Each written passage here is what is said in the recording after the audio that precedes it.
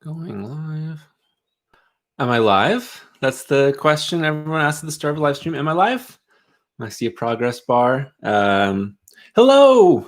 Thanks for joining me. Let me know if you can hear me all right and if it's loud enough and if you can see me. So I know there's a little lag in the chat, so I'm just going to wait a second. Hope you're all doing well. Thanks for joining. Let's see what we got here. Let's see. Yes and yes. Thank you, Mopey. Thank you, Mopey, for moderating as always. You're awesome. So thanks so much for doing that. Let's see. Let's see. Hold on. I think I inserted an ad or something. If you're still there, let me know. Let's see. Okay, so it looks like you're all there. Thanks for joining me. Right up top, this is a charity live stream. I wanted to do a little something to support what's happening right now. I'm sure, as you're all aware, there's a lot of protests going on. Yes, I can see your comments. I've got the live chat here in my stream. But this is a charity live stream to support the Bail Project. The Bail Project is an organization designed to help people who are incarcerated. As you know, there's a lot of protests going on right now. There are a lot of people being locked up for protesting, for peacefully protesting. And the Bail Project is around all the time, but right now, what the Bail Project is doing also is helping people out who are being charged for protesting. So there's a link in the description, there's a link in the comments, there's a link in the chat. It's at Tiltify, and this is specifically to benefit the Bail Project. So please click on that. Any donation, any size would be awesome. And you know, a few months ago, I put together At-Home Comic-Con, and we supported COVID relief and supported, you know, hospital workers, care workers, people that were affected by COVID-19. And that was great. And again, there's people who are in need, and I thought I'd put together a little something and just have fun. And, you know, there's a donation. If you can't, it's totally fine. You can still enjoy this live stream and chat, and that's totally fine. But if you have a little something to spare, you go to the Tiltify link and donate. So yeah, that's definitely what we're trying to support here. Black Lives Matter. And what we're doing is trying to support people who are being unjustly targeted. I won't make this too political, but that's just up top. Black Lives Matter, and that's the start and end of it right there. There are no amendments to that. So I'll plug the Tiltify a few times throughout throughout this. And if we hit the goal, I have a video ready to go. I was originally going to release it last week. And it's on Annihilation, Marvel Annihilation, which is a huge event. It was going to go live on Wednesday, and I delayed it because of everything. And I felt like it would be a bad time to, you know, to not, it would be a bad time to release it because this is a human rights issue. There are important things going on. And I wanted to keep that the main thing. I didn't want to draw attention away. There's plenty of other ways to be entertained right now, you know, and I just didn't want to draw away from that. So if we hit the goal, I will drop the Annihilation video as soon as we hit the goal. We will finish out the live stream, and then I'll release it. So that's the plan. And if we don't hit it, that's totally fine too. Any amount is nice, and making a difference is really all that matters. So let's get to the topic at hand, which is the best and worst comic book events of all time. So I don't really talk about a lot of events. You know, I don't really talk about a lot of events that are in comic books. I usually focus more on smaller stories or specific arcs or specific creators, because I feel like there's often a lot more to dig into. Events are like big blockbusters, right? And they're kind of meant to blow things out. They're meant to, you know, they're meant to just kind of like be the big spectacle and try and get as much sales as possible in comic books, but they're interesting. And so if you look at comic book events throughout the years, you get a pretty wide variety of quality, I would say, and there's so many. Like, I was researching for this, and I've read a lot of events, and I've been reading comic books for a long time. But I was looking at the list of events over the years. Person one, yes, I agree. It is weird to be looking at my face. But it's so strange to see like just how many events there have been over the years. David Deister, thank you for your super chat. Donate for most people that are donating. Donate directly to the Tiltify. I will take that super chat, which you think very graciously sent to me, and I'm going to send it over to the Tiltify. But thank you very much for that. I really appreciate it. And he says, well, this is jumping ahead a little bit, but David says, Secret Empire, Heroes in Crisis, Civil War II, and One More Day. I'm guessing those are your picks for the worst ones, because you have Heroes in Crisis and Civil War II in there, and One More Day. Secret Empire is interesting, but I know I'm actually caught up with the chat. I'm not behind, although I might have skipped a little bit. I'm going to try and be a little bit more on top of it while going through the events. Those are some bad ones for sure. Secret Empire is interesting because, you know, it's like trying to say something. It has an idea, and I know it's super controversial, and, you know, maybe you didn't really like what they did with Captain America and then how they reversed it at all. But it's at least trying to do something, which some events aren't trying to do anything. Yeah. So I was going through the events. I was looking through the events. There's a big list, and events range in all sorts of. Oh, Diego, did you donate? Thank you so much. Oh my gosh, Diego with the $20. Yes, Diego says, "This is an awesome thing you're doing, Matt. # Black Lives Matter." Thank you, Diego. Yeah, I'm just trying to do what I can with what I've got. I think Mopey, I saw that you donated too, so thank you, because you're the best. You know, you're moderating and you're donating, so what else can be said besides you're the best?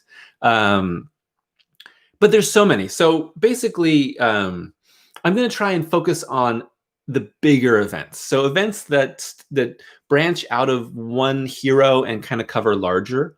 You know, they cover larger a larger swath of their publisher, right? So, you know, Spider-Verse is an event, but it's just Spider-Man.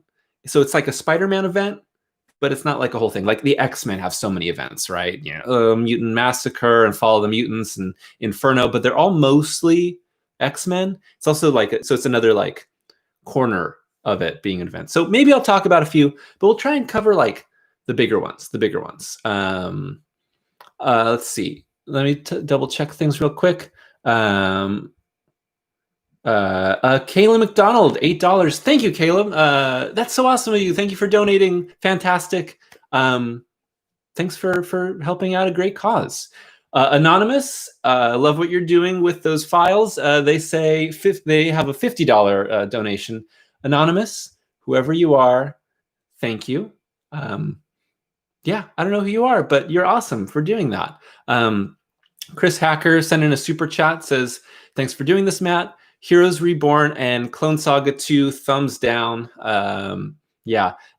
Once again, donate at the Tiltify. Chris, I'll take your super chat and I'm going to redirect it over to the Tiltify at the end. Yeah. So again, just donate at the Tiltify link. It would be great if I could take the super chats and have them go directly. But unfortunately, you have to have 100,000 subscribers to do a direct charity link in your YouTube video. So blame YouTube and not me, or blame the 65,000 people, no, 65,000 people that haven't subscribed to me yet. Oh, that's a good beer. So let's talk about events after 9 minutes of clarification. I think I'm going to do this in chronological order, starting with DC, doing DC, and then going to Marvel, doing Marvel chronological order, and hitting on some of the bigger ones. So right at the top, I thought what an interesting note is that looking at events across decades is how they highlight publisher priorities. So you look at an event from like 20 years ago, 30 years ago, and you ask like, who are the characters in focus? What are the storytelling choices? How much do they integrate other books? And you can see things change. You're like, well, why is so-and-so like such a large portion of this? Or where is so-and-so? Or like you look at the original Secret Wars, and you're like, this is kind of small, actually. Like the amount of heroes and the amount of villains is kind of small. Like you'd think it would be bigger. And like, why did they pick these heroes? Or like, why is it only this portion of the X-Men? Or, you know, Captain America and Iron Man are in there. Why does Iron Man have barely anything to do? And it's Rhodey at the time, and it's also different. It's interesting that like it shows you know, how things continue to shift and how the publisher priorities shift and how comic books change. You look at like Infinity Gauntlet, and you're like, well, why is Eric Masterson is Thor, and that's weird. Or Hulk is intelligent, that's strange. Or Drax is very different from how he is. And like, it's really hard sometimes to jump into an old event and say, well, I'm a little lost. These characters are like not their status quo, or like these guys like haven't been seen in like a decade, or where's so-and-so, like, and can be kind of confusing. So, you know, jumping back into the older events, you sometimes have to reacquaint yourself with what was happening at the time. Because a lot of events try and stand on their own, but they still bring in a lot of continuity. And some are super continuity heavy, and you're like, oh my God, I'm freaking lost right now. Let's see, I think we just passed $100. We did, we're at 103. Thank you. Oh, Eric Azana, thank you so much for check out the Geek Explained podcast. I've been there a few times. Eric hosts an awesome podcast. He says the best crossovers are where many people come together for a great cause. # Black Lives Matter. Thank you, Eric. I agree. For every kind of geek with $15. Happy to give to a great cause. Stay awesome, Matt. Thank you so much. I really, really appreciate it. Yes. So EAE, Matt Draper is a real person, not just a voice on YouTube. Yes, I've been on camera a few times, guys. Come on. Hold on. Let me go back through a little bit here. Let's see. Oh, Clone Saga. We'll talk about Clone Saga. We're going to talk about Clone Saga. So if we're going in chronological order first, and we're starting with DC, let's talk about Crisis on Infinite Earths. And in the chat, feel free to voice your opinions on the event too, and I'll read off some of your stuff too. Some of these, you know, I'm more acquainted with, and some I'm not, but we'll kind of go along, and I want your feedback. Crisis on Infinite Earths is probably the most influential comic book event of all time. It was one of the first. Now, I believe that Marvel's Contest of Champions is kind of like technically the first event. So, you know, there's a little bit of precedent. But Crisis, and I forget if Secret Wars came first or not, Marvel Secret Wars, I think they were basically competing events. I'm unclear at the moment. I don't want to take time to look it up. In the chat, let me know about the exact order. So Crisis on Infinite Earths, if you're not familiar, was DC's big event that took all of their publications at once and brought them all together and restarted the entire DC universe. So, you know, when DC started, you know, you had Batman, Superman, Wonder Woman, all your foundational Golden Age heroes, and they were around for a while in World War II and all that, and sort of faded in popularity a bit, and then came back in the Silver Age and kind of ignored a lot of that. And so eventually they explained, starting with Flash of Two Worlds, is that there's Earth 1 and Earth 2. And Earth 2 are all the Golden Age heroes. And Earth 1 is all your new Silver Age heroes, like Hal Jordan, Barry Allen, another version of Superman and Batman, and all the ones that we're most acquainted with. And so slowly they built out the multiverse and said, there's an infinite number of multiverses, all these different Earths, and all these different varieties of heroes. But eventually they became really unwieldy, and they said, you know, we need to simplify. So Crisis on Infinite Earths came along, and in it, the Anti-Monitor is sweeping across the multiverse, destroying all these different universes. And eventually what you get is the last stand of all your heroes of all these different Earths coming together to stop the Anti-Monitor. It's 12 issues, I believe. It's been a little while since I've read Crisis, but it was great. And I think that it still stands as a really awesome comic book event. It's super influential. It's it feels like the foundation for everything that you see in modern comic books. And again, it was done to accomplish a purpose, right? And most events are done to accomplish a purpose. Sometimes they're to change something in continuity. Sometimes they're to shift a new character, like to introduce a character, to shift the main character, to make a lot of money. And of course, one of the main priorities of Crisis on Infinite Earths was to condense the entire multiverse down into one single Earth, which is what happens at the end. And you have one version of every character. And so it was designed to, bring together everything and make it easy for new readers to come in, because this had been a thing for a while. It's like, why are there 2 Batman, or why are there 4 Supermen, or, all these sorts of things. What I like about Crisis is that it feels huge. It feels really, really enormous, both the scope of the event and George Perez's art, the amount of characters, the amount of worlds, the stakes. It's huge. Like, you don't really have most events don't come anywhere close to the size that Crisis was. So today, it feels a little old, a little out of step. I mean, it's from the 80s, and you get some of it's very exposition heavy, and it takes a while to build up. But what's really awesome is that the amount of changes made feels ballsy.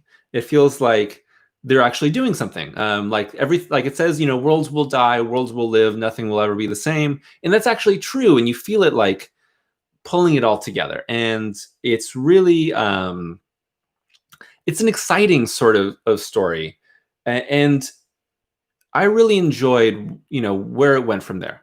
I really think that few events can top Crisis on Infinite Earths. Maybe other events are a little smoother and slicker and sleeker and are easier to read compared to their older style of doing an event. But you can't deny how important Crisis is, and you can't deny how important it is for just the idea of events. And I really, really enjoyed reading that when I reread it a few years ago. And we'll talk about maybe a list at the end, but I would put Crisis really high because I still enjoy it, and it's got big iconic moments too, right? Death of Supergirl, the death of the Flash, the fights against the Anti-Monitor, just all the different heroes coming together. I really, really loved it. Crisis. Let's see.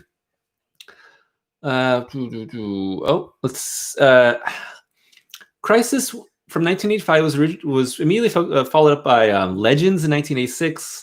Millennium in 1988, Cosmic Odyssey in 1988, Invasion in 1989. You would probably know Invasion because Invasion was the basis for one of the first CW crossovers. So you get kind of a fast boom, boom, boom. We're starting to do events at a regular clip here now, and they only get more and more faster from there. And then Armageddon 2001 in 1991 is just so bad. It's so bad. I talked about Armageddon 2001 in my When Heroes Go Bad video from a few weeks ago, or years ago now, it feels like. So in Armageddon 2001, there's this villain called Monarch, and he has come from the future, and apparently he's taken over the world in the future, and he is one of the heroes has turned bad in the future. But we don't know who it is, and there's a mystery. And the secret is that it was going to be Captain Atom was going to be the villain. And right before the final issue was going to be made, the secret of it being Captain Atom, because it would only be revealed in the final issue, was leaked out. And DC decided that they would change it at the last second. And now it was Hawk, Don Hall from Hawk and Dove. And they completely botched the event for the sake of just keeping it a surprise. It breaks the entire event. Nothing makes sense anymore. It's bad.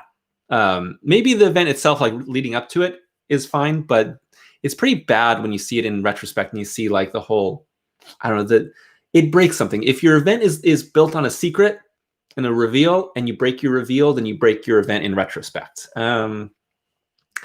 It's bad. I've got a list here, and I've slowly been going. I went through it, and it either says good in next to it in bold, or it's and blue, or it says bad in bold and red. And I put bad next to Annihilation 2001.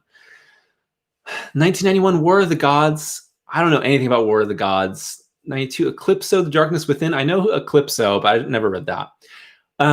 This is one I think should count. These next two should count because they are line specific, but they kind of affect all of DC. The Death and Return of Superman from 1992 and 1993, and Nightfall in 1993 for Batman.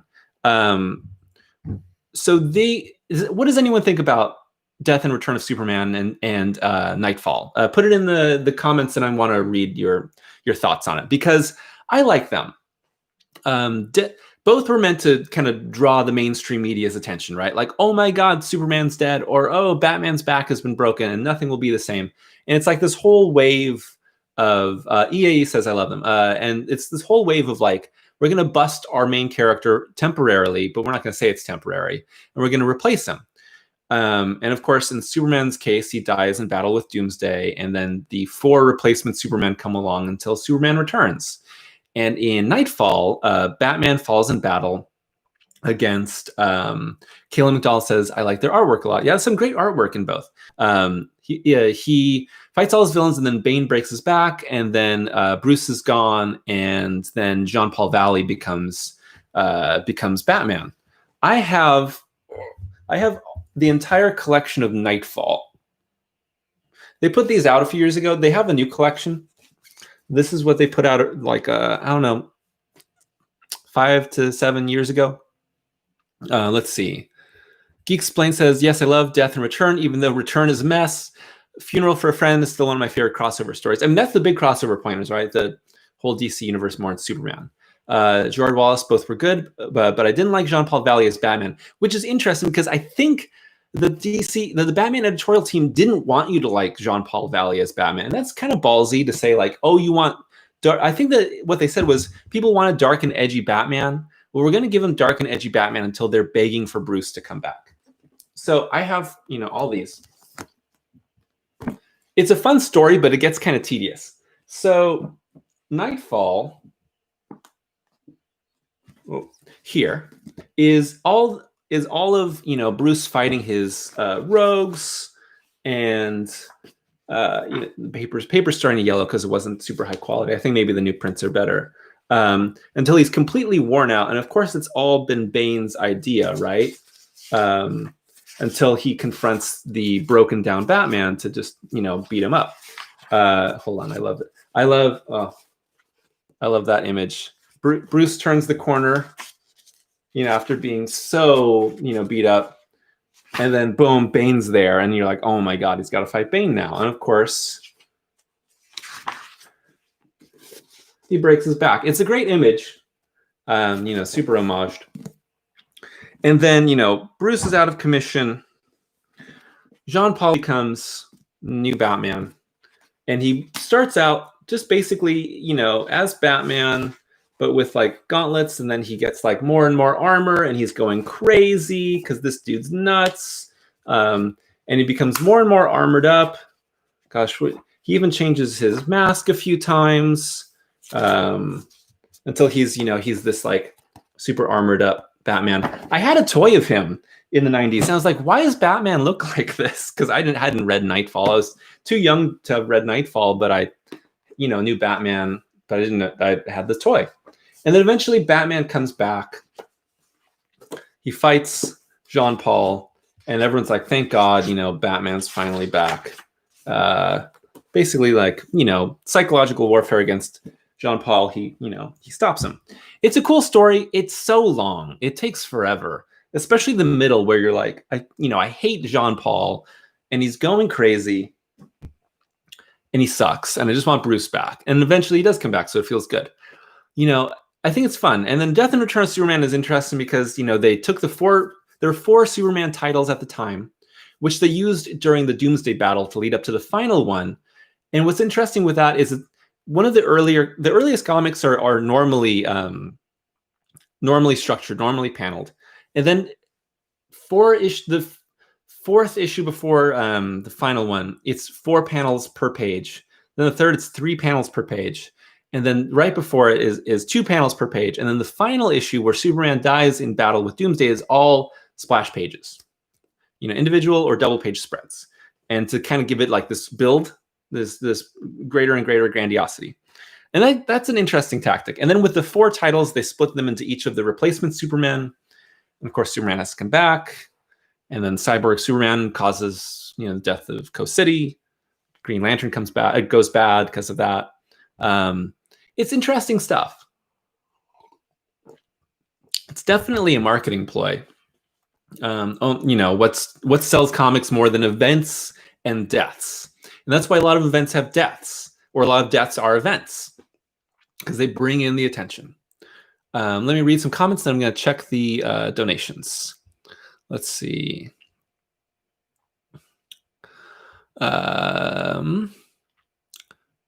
Galactic 85, first third of Nightfall when Batman is back broken is solid. After that, the event loses steam. Yeah, I agree. Jacob B 103, they're pretty awesome. I personally prefer Nightfall mainly because of the introduction of Bane. Bane's really awesome in Nightfall. He's imposing. He's a big physical threat, but he's super intelligent. It's all his grand scheme.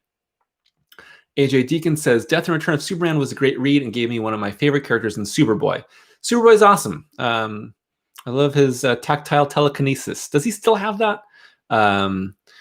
Jack Lucas, I think Nightfall is the writer's way of giving people the extreme version of Batman that they want, just so people would realize how silly it is. Yes. Snapper Reviews, hi. Personally loved the Nightfall saga, though I felt the middle of it kind of dragged on. Dustin Zimbala, my favorite is still 2015's Secret Wars. That event honks. Secret Wars honks. I thought I just heard oh, that's not a goose. I thought I heard a goose in the background. Let's see. Let's see. EAE, I have a friend who used to rip out pages of comics he liked and put them on his wall. I would cry inside every time I witnessed him doing it. Yeah. Soviet Samurai, I love the classic luchador Bane. Bane is a super luchador in Batman the Animated Series. He looks even more like a luchador. Let's see. Geek explained, I think in retrospect of that 90s DC push, Emerald, Twilight, Dawn does the same thing, especially as it leads into 0 Hour. It doesn't get talked about enough. I talked about it. I did a video on it.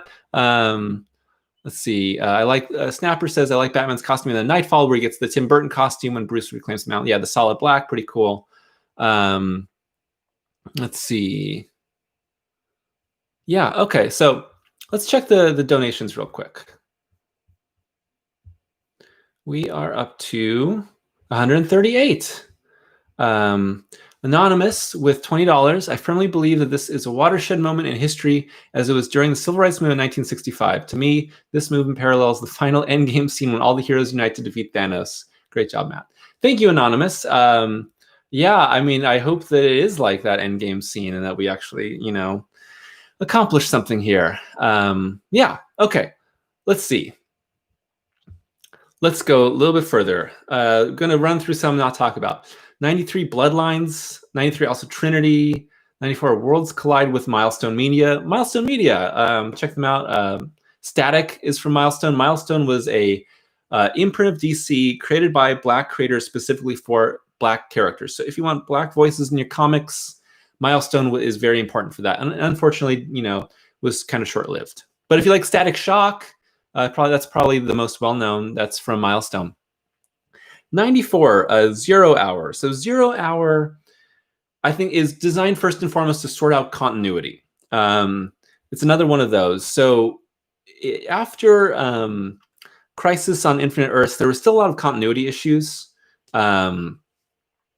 And 0 Hour is Hal Jordan as Parallax trying to remake the universe in his image.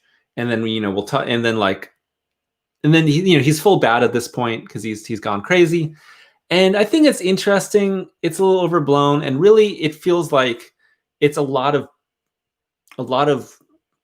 hullabaloo for nothing. Like Like, it's just to kind of tweak a timeline and say, hey, comic book fans, you had questions about continuity. Here's the continuity. Not that interesting. And then 97 is the final night where the sun is going out, and then Hal Jordan sacrifices himself. And I think, again, that's kind of just to get Hal Jordan off the board and say, sorry about making him bad. Now he's the Spectre. 97, Genesis. I don't know what Genesis is. Some of these, again, this is from a big list, and some of these, like, I don't know what these events are. Because some events become total non-issues, and they're just tossed out immediately. 98 is DC 1 million, which is, if you're familiar with DC 1 million, it's Grant Morrison's baby, which is basically like, what if, DC Comics continue to publish until their 1 millionth issue? That would be this many years into the future. And, then you have these new generations of heroes, and then the generations of heroes time travel and they meet the current generation. It's an interesting concept. And specifically, there's the Golden Superman who lives in the sun. And that is, spoilers, retconned eventually from All-Star Superman to be All-Star Superman, millions of years in the future, and becoming this kind of golden god, which I think is interesting. But it's all right. Let's see. Let's skip ahead a little bit. Let's skip ahead to 2004, Identity Crisis. What does everyone think about Identity Crisis? Because I think it's a very controversial event. I think that type in your comments, because I'll give you a second. I'm gonna take a bite of pizza.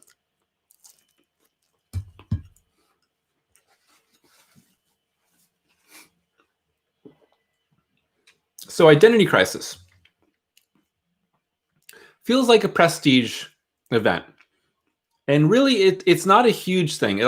It touches a lot of comics, and it changes. It's a barbecue chicken pizza. Let's see. I see some Identity Crisis pretty good. I loved Identity Crisis. I hate Identity Crisis. Mixed bag. Great idea. Sloppy execution. Throw it out. Don't like it at all. It feels like a prestige event where, there's this big issue and it's a mystery, and you feel like there's this like personal conflict between the heroes, and it kind of touches, it touches a little bit on like all these different titles.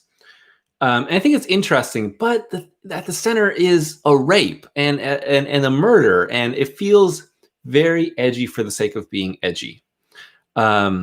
So while you have these interesting ideas and some interesting moments in the comic, and there's like sort of issues of like trust and issues of, heroes' moralities like clashing against one another, there's these really big issues at the center of the comic. We can talk about fridging a little bit. It centers around fridging. It centers around, the rape and then murder of a elongated man's wife. And it's like, I don't know why we needed to do it.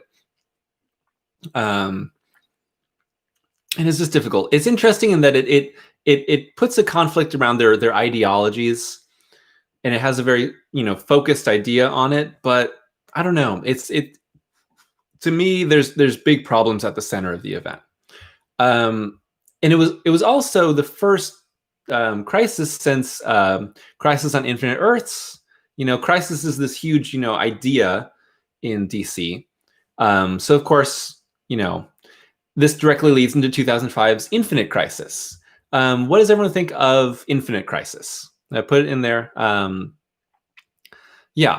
Explained says it's pivotal moment for the growth of Tim Drake and his career as Robin, but yeah, the fridging is pretty heinous. Yeah, you get this like Tim Drake's dad is killed, and he gets adopted by Batman. That's pretty big. But yeah, so Infinite Crisis. Infinite Crisis is probably the biggest DC event since Crisis on Infinite Earths. Mopi says Infinite was just fine. Bashkin says one of the best Crisis events. I like Infinite Crisis. Maybe it was because I was reading it at a time where I was really getting into comics when it was coming out. I was like really starting to get deeper into it. What I like about Infinite Crisis is the buildup. Now, it's a tactic that was also used in Annihilation, which is the separate mini-series tracking different parts of the DC universe that build up these different points of view and different pivotal ideas that in the end converge into the crisis. So it was what, OMAC Project, Villains United, Ran Thanagar War, and it's the mystical one, Day of Vengeance, something like that. I forget. Day of Vengeance might be different, but it's the mystical one. They all kind of build into it.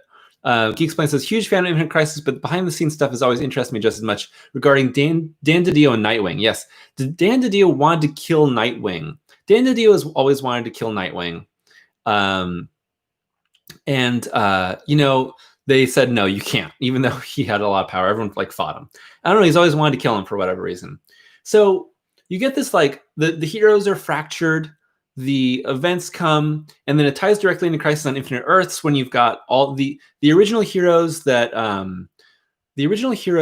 disappeared from other Earths at the end, specifically Earth 2 Superman, Superboy Prime, Alexander Luthor, and of course Earth 2 Lois Lane are back from their pocket dimension, and you find out that Luthor and Prime are basically orchestrating this whole like multiversal crisis, and it becomes the re-expansion of the DC multiverse, which I think is pretty cool. I think it's a pretty cool idea.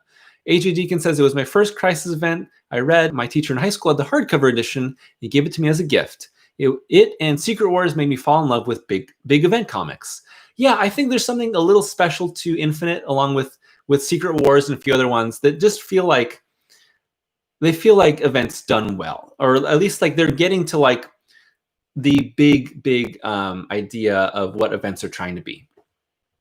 And I like Infinite Crisis quite a bit. It's been a while since I've read it, but I enjoyed the central conflicts and what it was trying to do. And this whole like re-expansion of the multiverse gives a lot of ideas for, like, you know, where it's all going. Like it really gives some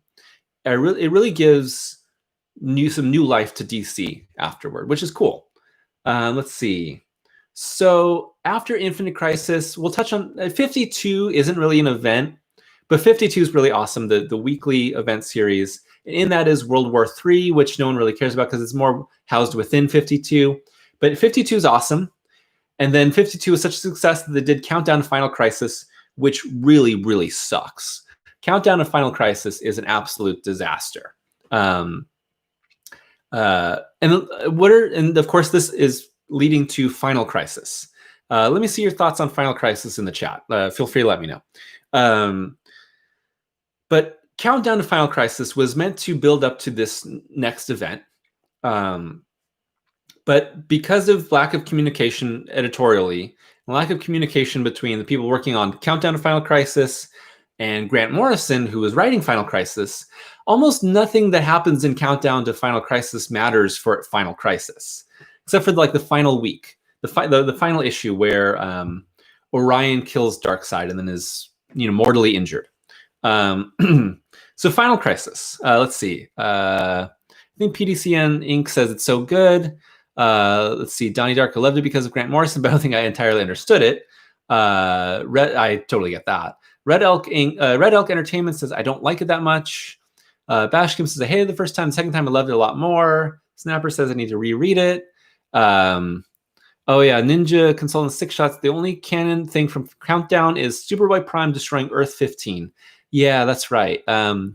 Which I think becomes Commandy's world. Matthias Gonglaves, never read Final Crisis, just Return of Bruce Wayne. I liked it a lot, though everything Morrison wrote about Batman I like. LOL. Good news, Matthias. I'm working on Grant Morrison Batman video right now. Geek Explain podcast, huge ideas in Final Crisis, lots of great moments, but I still can't get behind the idea of the ending of Superman singing to defeat Darkseid.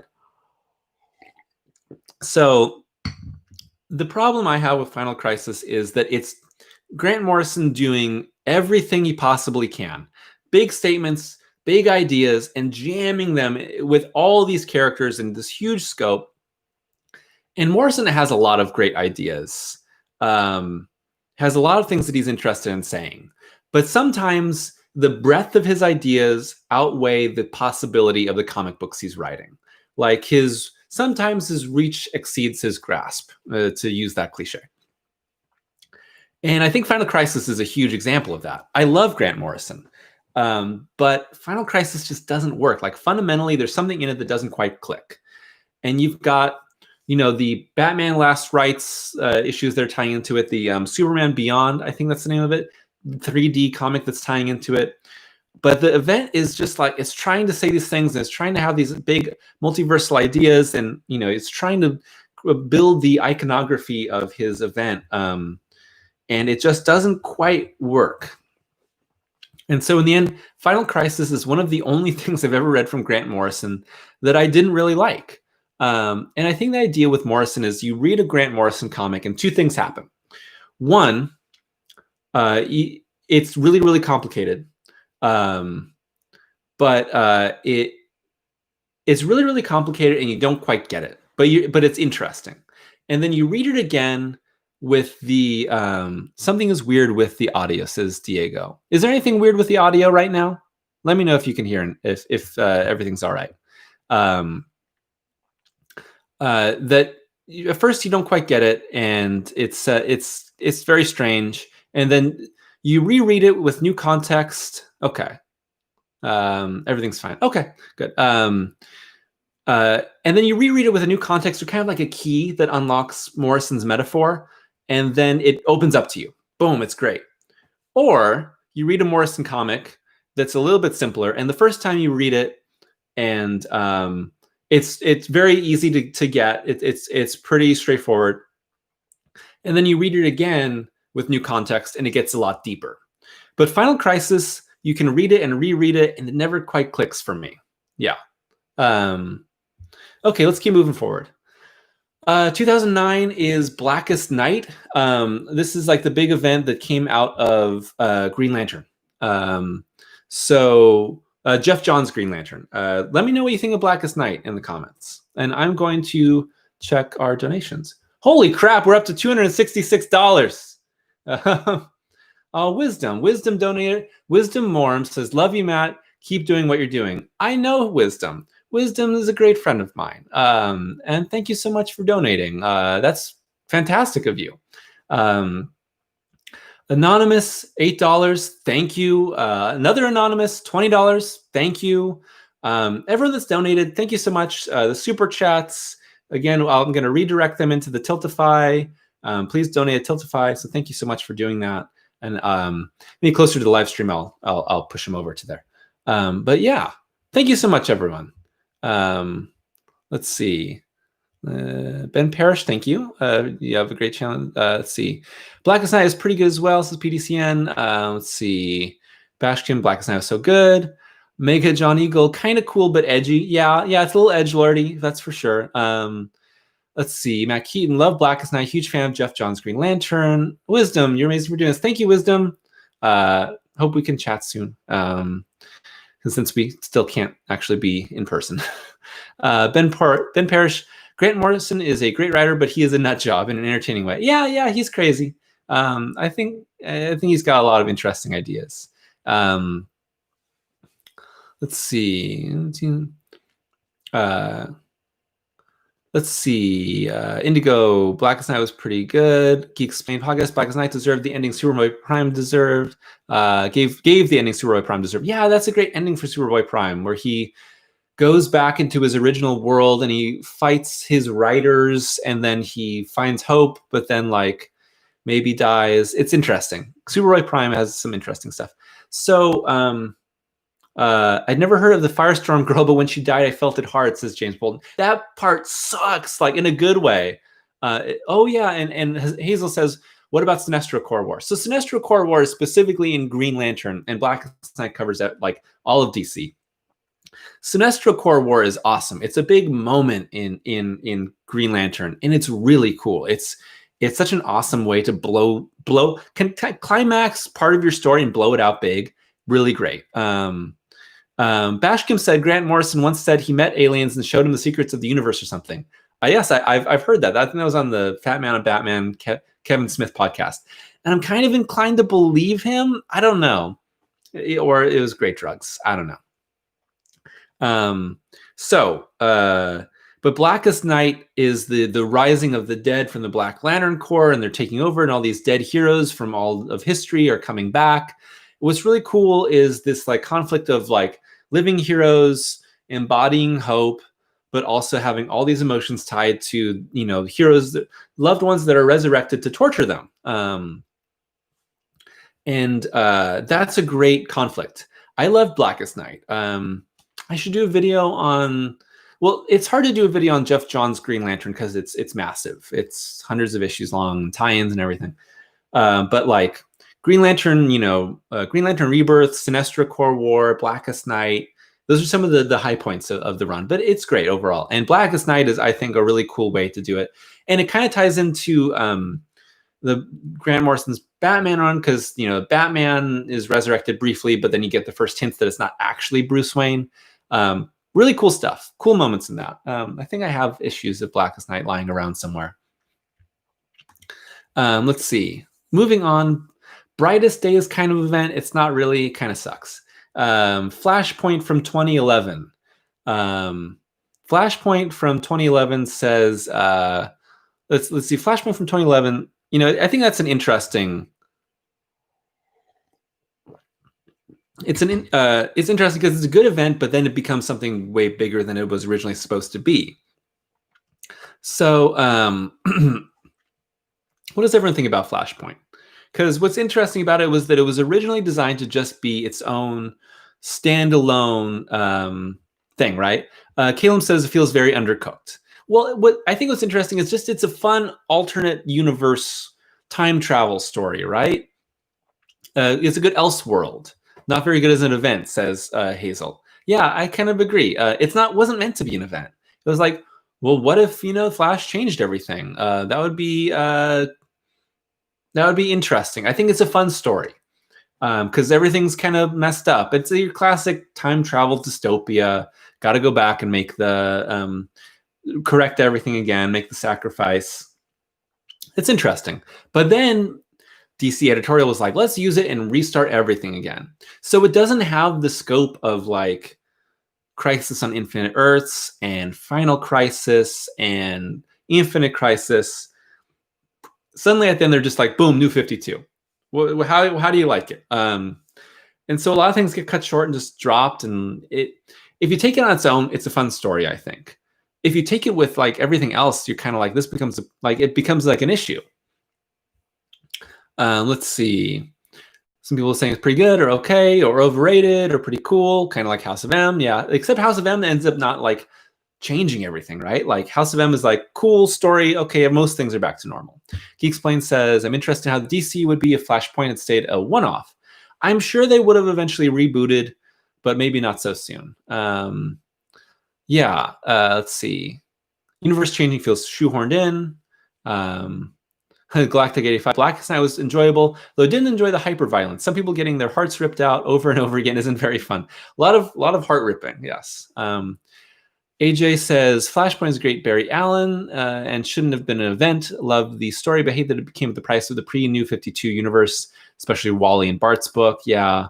Ben Parrish, let's see. Any video can you make on the Joker? Barry Allen or Eobard Thawne would be appreciated. Let's see. Hazel, everything hinges around the Flash. The reboot doesn't feel earned. Donnie Dark goes, Death of the Family and Court of Owls really an event? I thought it's just a Batman arc. It is mostly just a Batman arc, not really an event.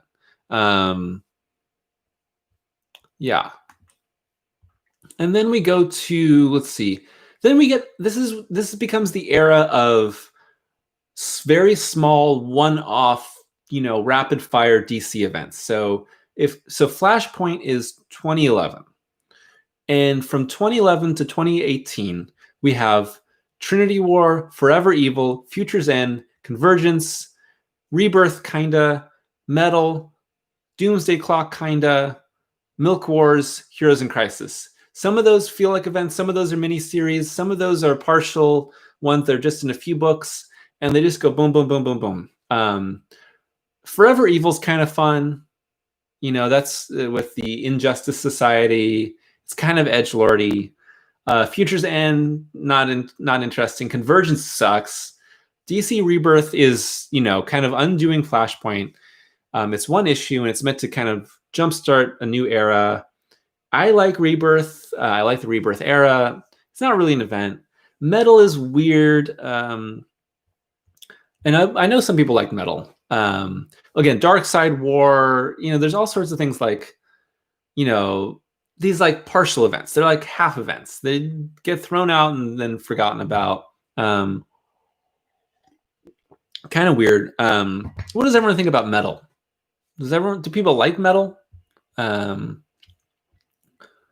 see. We're up to $286. Anonymous with a $20 donation. Thank you. Whoever you are, thank you very much. Black Lives Matter. Convergence. Let's talk about Convergence also. Let's talk about Metal and Convergence. Convergence is, again, another event designed to like reboot everything, restart, give some ideas. And you get, original Lois and Clark, and you get John Kent from it. Good. That's awesome stuff. But Convergence, the event, is a totally whatever. Like, no one cares. Talos, who cares? And then they used it to do all these like mini 2-issue things, right? Here's these characters from this era and this era and this era and this era, and it's just Battle World. They're ripping off Secret Wars for that. And who cares in the end? Like, it's just it's an individual core event that just doesn't matter, and it has some interesting side stories. Convergence sucks in the way that 2015 Secret Wars is awesome. And we'll get to Secret Wars later. Let's see. And then we'll get to Metal. Let's see. Metal is fun. Geek Explained says, love Rebirth. Metal was weird but good. I will never apologize for loving Doomsday Clock. Please apologize. I hate Doomsday Clock. Okay, let's skip over Metal for a second, talk about Doomsday Clock. Doomsday Clock is the most unnecessary most unnecessary prestige comic book that has ever been written. It doesn't matter. Like 10 out of 12 issues don't matter. It's not saying anything new about Watchmen. It doesn't affect anything about the DC universe because it took so long to come out. Hey, the art's great, and the final issue is interesting, and there's like one other issue that's interesting. But in the end, I don't know why it was 12 issues. I don't know why it took as long as it did. I don't know what was the point of it being made. In the end, like, I just didn't care. It didn't say anything about Watchmen. It was done at the same time. It took so long that it started being published before the Watchmen TV series went into production and finished after that series was done. That's insane. And I'm currently watching HBO's Watchmen. I'm a couple episodes in, and I really love it. It's saying a ton of interesting stuff about, actual United States today, about Watchmen, the comic. It has it's very political. It's very socially conscious. It's very interesting. It's taking the social and political ideas of Watchmen and expanding them and extrapolating them. And Doomsday Clock is taking the meta elements of Watchmen and refuting Watchmen and saying, no, Watchmen, you were wrong. And if you want a great comic that actually refutes Watchmen in a meta way, you should read Peter Cannon Thunderbolt by Dynamite Entertainment by Kieran Gillen. Way more interesting than Doomsday Clock. Metal, back to Metal. Let's see. Edgelord stuff, but fun. Metal is very metal. Yeah. It's they're doing the peace sign. We should be doing the metal sign. I like Metal. Greg Capullo art is great. It seems Batman Who Laughs had staying power. I don't really get Batman Who Laughs. I don't know why people are interested. I don't get Batman Who Laughs in the same way I don't get Spawn or Venom. I just don't get it. It's just not for me. Let's see. A lot of Convergence sucks. Looked like they tried to make Army of Darkness starring Batman. Kinda. If it was more Army of Darkness starring Batman, I think I'd like it a little bit more. Would just rather watch Army of Darkness. Army of Darkness is awesome. Maybe I'll watch Evil Dead 2 and Army of Darkness back to back after this. I love. Let's see, Ben Parrish. I loved the Joker and Batman teaming up to defeat the Batman Who Laughs. Cool moment at the end of that. Let's see. Hold on. Oh. So many comments about Metal. Convergence, bad stuff. Scott Snyder is great, but has to work on his endings. Yeah, I kind of agree. Wilson Tarpley says, "Hey Matt, I really want to get into Hellboy. I have the first omnibus, but are the short stories in BPRD 1946, 1948 good spots too? The short stories are a good way to get into Hellboy. Every live stream I have to talk about Hellboy. I'm sorry, I'm contractually obligated to. Short stories are a great way to get into Hellboy, but so is the first omnibus. Either one. BPRD 1946 to 1948, not so much. I know it takes place before everything, but you're going to kind of only care about that if you've already been reading Hellboy for a while. Let's see. Kind of a waste. Doomsday Clock was kind of a waste. Wally coming out of that. Let's see. Something about Watchmen. Narnell says, Metal was okay, but I like the idea Batman discovers an eldritch horror is responsible for how shitty Gotham is far more than the actual execution. Yeah, it's cool ideas. Metal is cool ideas. You know, it's got a great aesthetic, obviously. Greg Capullo does great art, and, you know, it was part of like, it was kind of like letting him rip. Right, Capullo, do your thing is pretty cool. That seems with like death metal is that times 10. So whatever. Death metal, okay. Metal is kind of silly, but that's why I love it. I know in the end, like we're all a little bit metal is like the final line in Metal. Like Scott Snyder clearly knew that he was like, you know, having fun and, you know, just going with it. Let's see. Joshua Sermon, I thought this was a different comic YouTube channel live stream. Probably Comic Pop. They stream a lot more. You do great work. Found you from your Immortal Hulk video. Thank you. How often do you live stream? Only when necessary. So not too often. Maybe this is 2 weeks from the last one, but it's probably going to be like maybe once a month or once every 2 months. Metal, I thought was just interesting. It's a fun time. It feels like it. Like it wants to be bigger than it is, but it also is a little hamstrung by how big it is. And I don't know how big death metal will be. That might kind of, I don't know, change a bit. Also, again, Doomsday Clock is bad. And even worse than Doomsday Clock is Heroes in Crisis. I'm sorry. Okay, so that's it for DC. That was a lot. And it's only been an hour, so we can have another hour on Marvel. Everyone in the comments in the chat, what is your favorite DC event? What it could have been one that I talked about a lot. Could have been one I kind of skipped over. I'll read them out real quick. What is your favorite DC event? While you write those, I'm just going to check. We're up to $286. You know, originally my goal was 250, but I said, let's do 500 instead. Maybe we'll get there. Maybe we won't. But hey, any money raised for a good cause is a great cause, is great. Again, we're raising money for the Bale project. And just trying to make a difference right now, guys. So any amount helps. Let's see. So people's favorite DC events. Matt Keaton says Blackest Night and Infinite Crisis. Mopey says Metal, all caps. Gotta be all caps when you say Metal.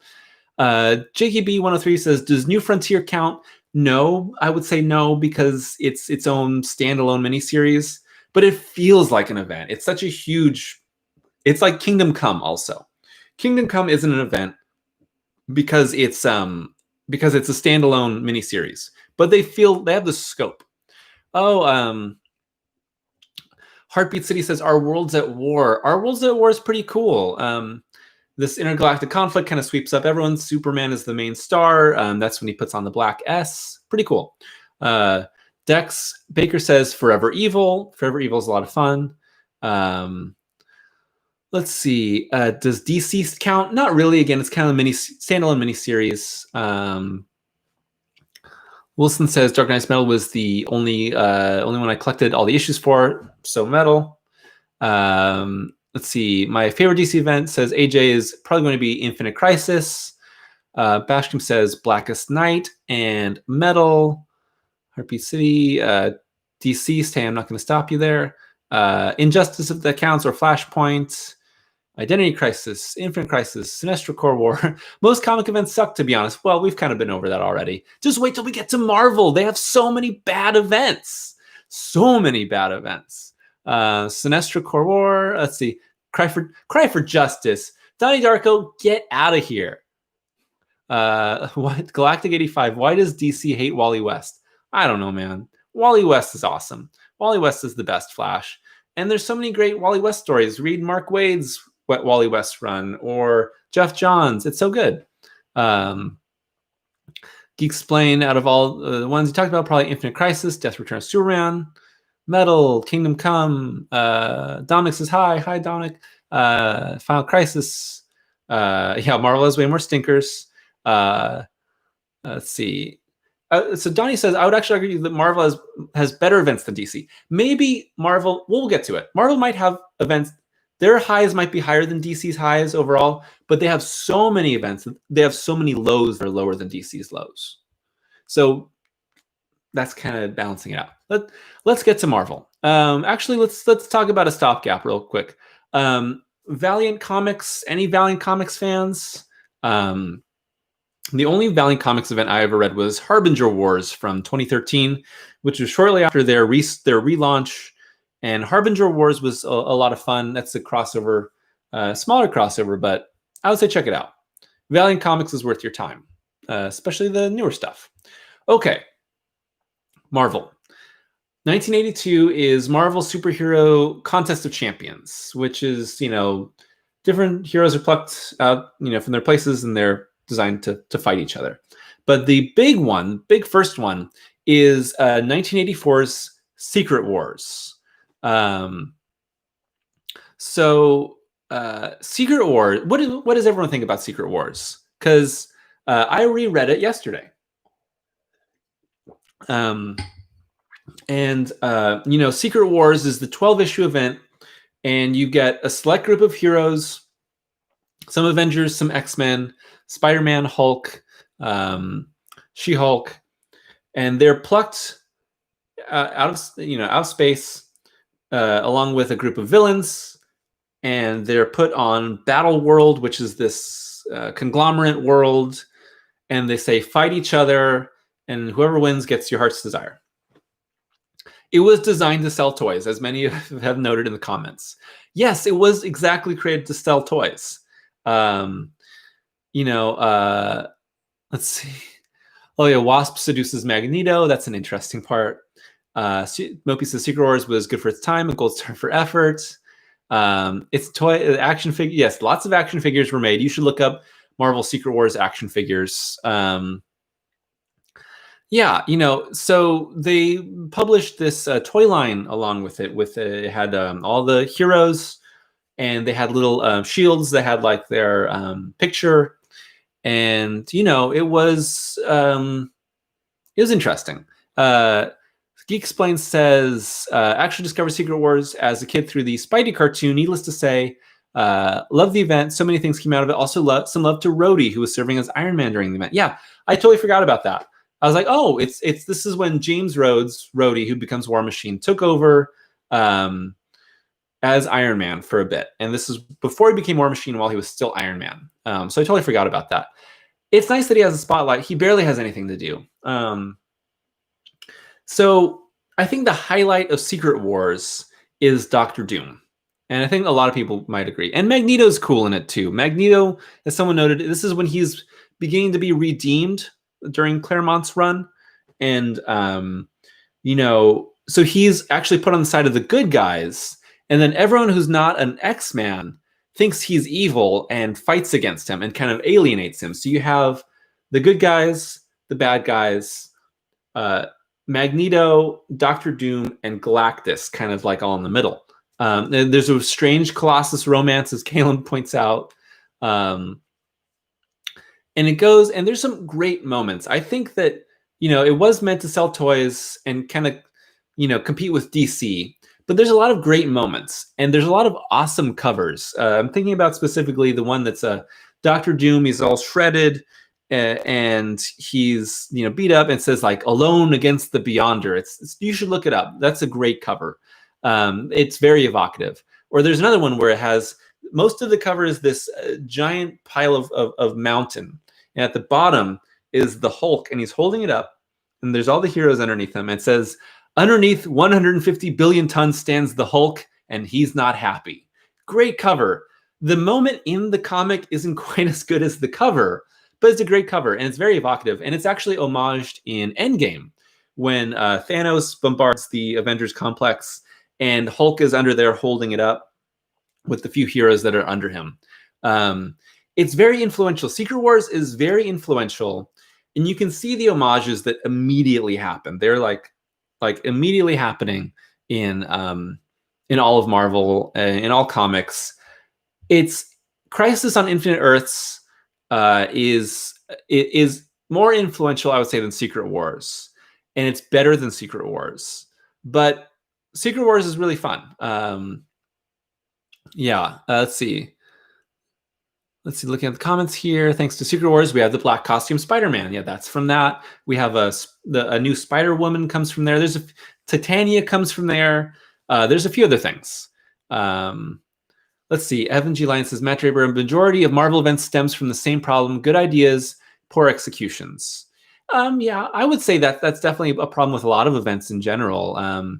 Here's your big idea. Let's get to the big idea, but the event itself doesn't play out very good. Dex Baker, anytime Galactus is in a book, it should be an event. I don't think they take him seriously enough anymore. Yeah, I think that's true. They try to use him somewhat sparingly, but it should be a bigger thing when Galactus, I mean, he's meant to be huge. He's meant to be this titanic threat. PDC and a lot of events feel bloated. I think the original Secret Wars definitely feels bloated. That's a good thing. Bloat is a major thing in how you rate an event, right? The bloat, the execution, the meaning of it. Let's see. Any thoughts on all the Secret Wars continuations and redoing Secret Wars 2? I have not read Secret Wars 2. I don't know what people think of it. If anyone has thoughts on Secret Wars 2, let me know. And then Secret War, which was the 2000s one, which is like a covert military operation. And Secret Wars 2 is when the Beyonder looks like Michael Jackson. That's right. And that's fun. It's kind of weird that they call it Secret War. I think they're kind of cashing on the name there. Let's see. Elias says Secret Wars 2 was awful. I don't hear any good things about Secret Wars 2. R. Xerox says Secret Wars 2 hasn't aged well. It's so 80s. I believe it. Let's see. Okay, let's move on. So Secret Wars 2 came after, I haven't read it. 1986 is Mutant Massacre, which is a specific X-Men crossover. And that's when the Marauders attack the Morlocks in the sewers. It's a really good story. It's an X-Men event. And if I were to talk about all the X-Men events, I'd be here all day because the X-Men are constantly having events. Because 1988 is Fall of the Mutants. 1988 is Evolutionary War. 1988 is Inferno. Those are all X-Men related stuff, I think. Maybe not Evolutionary War, but the other ones. Atlantis Attacks, 1989. Also 1989 to 1990 is Acts of Vengeance, which is kind of not an event, but a crossover between all of the ongoing comics where villains, all the villains team up and they attack other heroes that aren't their normal heroes. So I did a video on Ann Nocenti's Daredevil, and in it, he fights Ultron. And that's from Acts of Vengeance. 1990 is Extinction Agenda. 1991 is Muir Island Saga. X-Men, please cool it with the events. And then 1991 is the Infinity Gauntlet. Let's see. What else is going on here? Let me look at the events. Mutant Massacre is good. Archangel comes from that. Inferno's pretty good. Yeah, that also has a Daredevil crossover with Nocenti. Oh, wow. Let's double check the Tiltify here. We're at $363. That's amazing. Anonymous, $50 says, jumping in late, just finished the march. Your soothing voice helped with the heat exhaustion. Thanks a lot. Thank you for making your voice heard. Thank you for getting out there. I hope that coming back to a fun live stream can be, you know, a nice way to do this. Corinne says, with $27, proud of you for using your platform for good. Hashtag Black Lives Matter. Thanks, Corinne. Let's see here. Mopey says, hashtag BLM. Yes, Black Lives Matter. I mean, again, this is what this is all about in the end. We're having fun. There's something bigger going on. There's a bigger issue. And if we can just make a small difference, that's what it's all about. So Infinity Gauntlet, which I've done a video on. I have the copy right here. I would say is a really awesome way to do an event, in that it's really large. It feels massive in the event, but it's not co-opting all the other titles so much. Let's see. Anyone have opinions on Infinity Gauntlet? I did a video on it. What I think is interesting about this, it's one of the rare events that is trying to talk about a deeper issue, because it's very philosophical. What's the build up to Infinity Gauntlet? That's Thanos' quest, when he's getting all the gems. Because at the start of Infinity Gauntlet, he already has all the gems, which makes it very different from the MCU. And Mopey says, Infinity Gauntlet, I love Infinity Gauntlet. It's probably my favorite Marvel event. It's one of my favorites too. So, you know, he already has the gems, and it's kind of, he's the star. Thanos is the star of Infinity Gauntlet. And so much so that, you know, you get these heroes, they get built up, they come to fight him, you know, and basically every wave that comes after him is defeated. You know, you get Adam Warlock is like the secondary lead, because he's really the only one that can defeat him. So it's like Thanos, Adam Warlock and company, with like Silver Surfer, Mephisto, and then like all the other heroes are kind of secondary. There's cool stuff with them, you know, the build up to them. And there's a lot of great moments. You know, the heroes coming to fight him is so cool. That you've got just like, and the fall of the heroes is like very brutal. Just, you know, it's a great fight. And then there's so much also happening that's going on that feels like, I pointed this out on Twitter, but I'm a big fan of Quasar constantly getting wrecked in events. Here his hands are disintegrated, and then he is disintegrated. But in the end, it's all about Thanos being confronted with godhood and trying to understand what that means, and basically becoming his own undoing. And that's something that doesn't happen in the MCU, because he's too much of a straight bad guy, that he would never kind of like rethink his own philosophy. And that's what it is at the end. I mean, he becomes this pacifist. And I think it's a really interesting way to deal with your main villain, in that he's so, you know, profoundly powerful that in the end, he himself is his own undoing. So I'm a big fan of Infinity Gauntlet. Let's see. Thanos kind of being the main character is awesome, says Calum.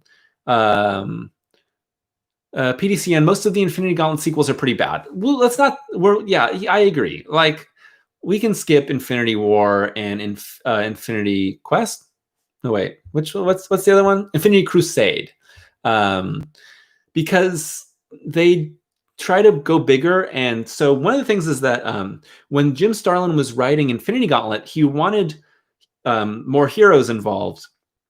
But a lot of the editors and writers from the other lines were like, no, I don't care about Thanos. I don't care what you're writing. Like, don't involve my character. Please, like, leave it out.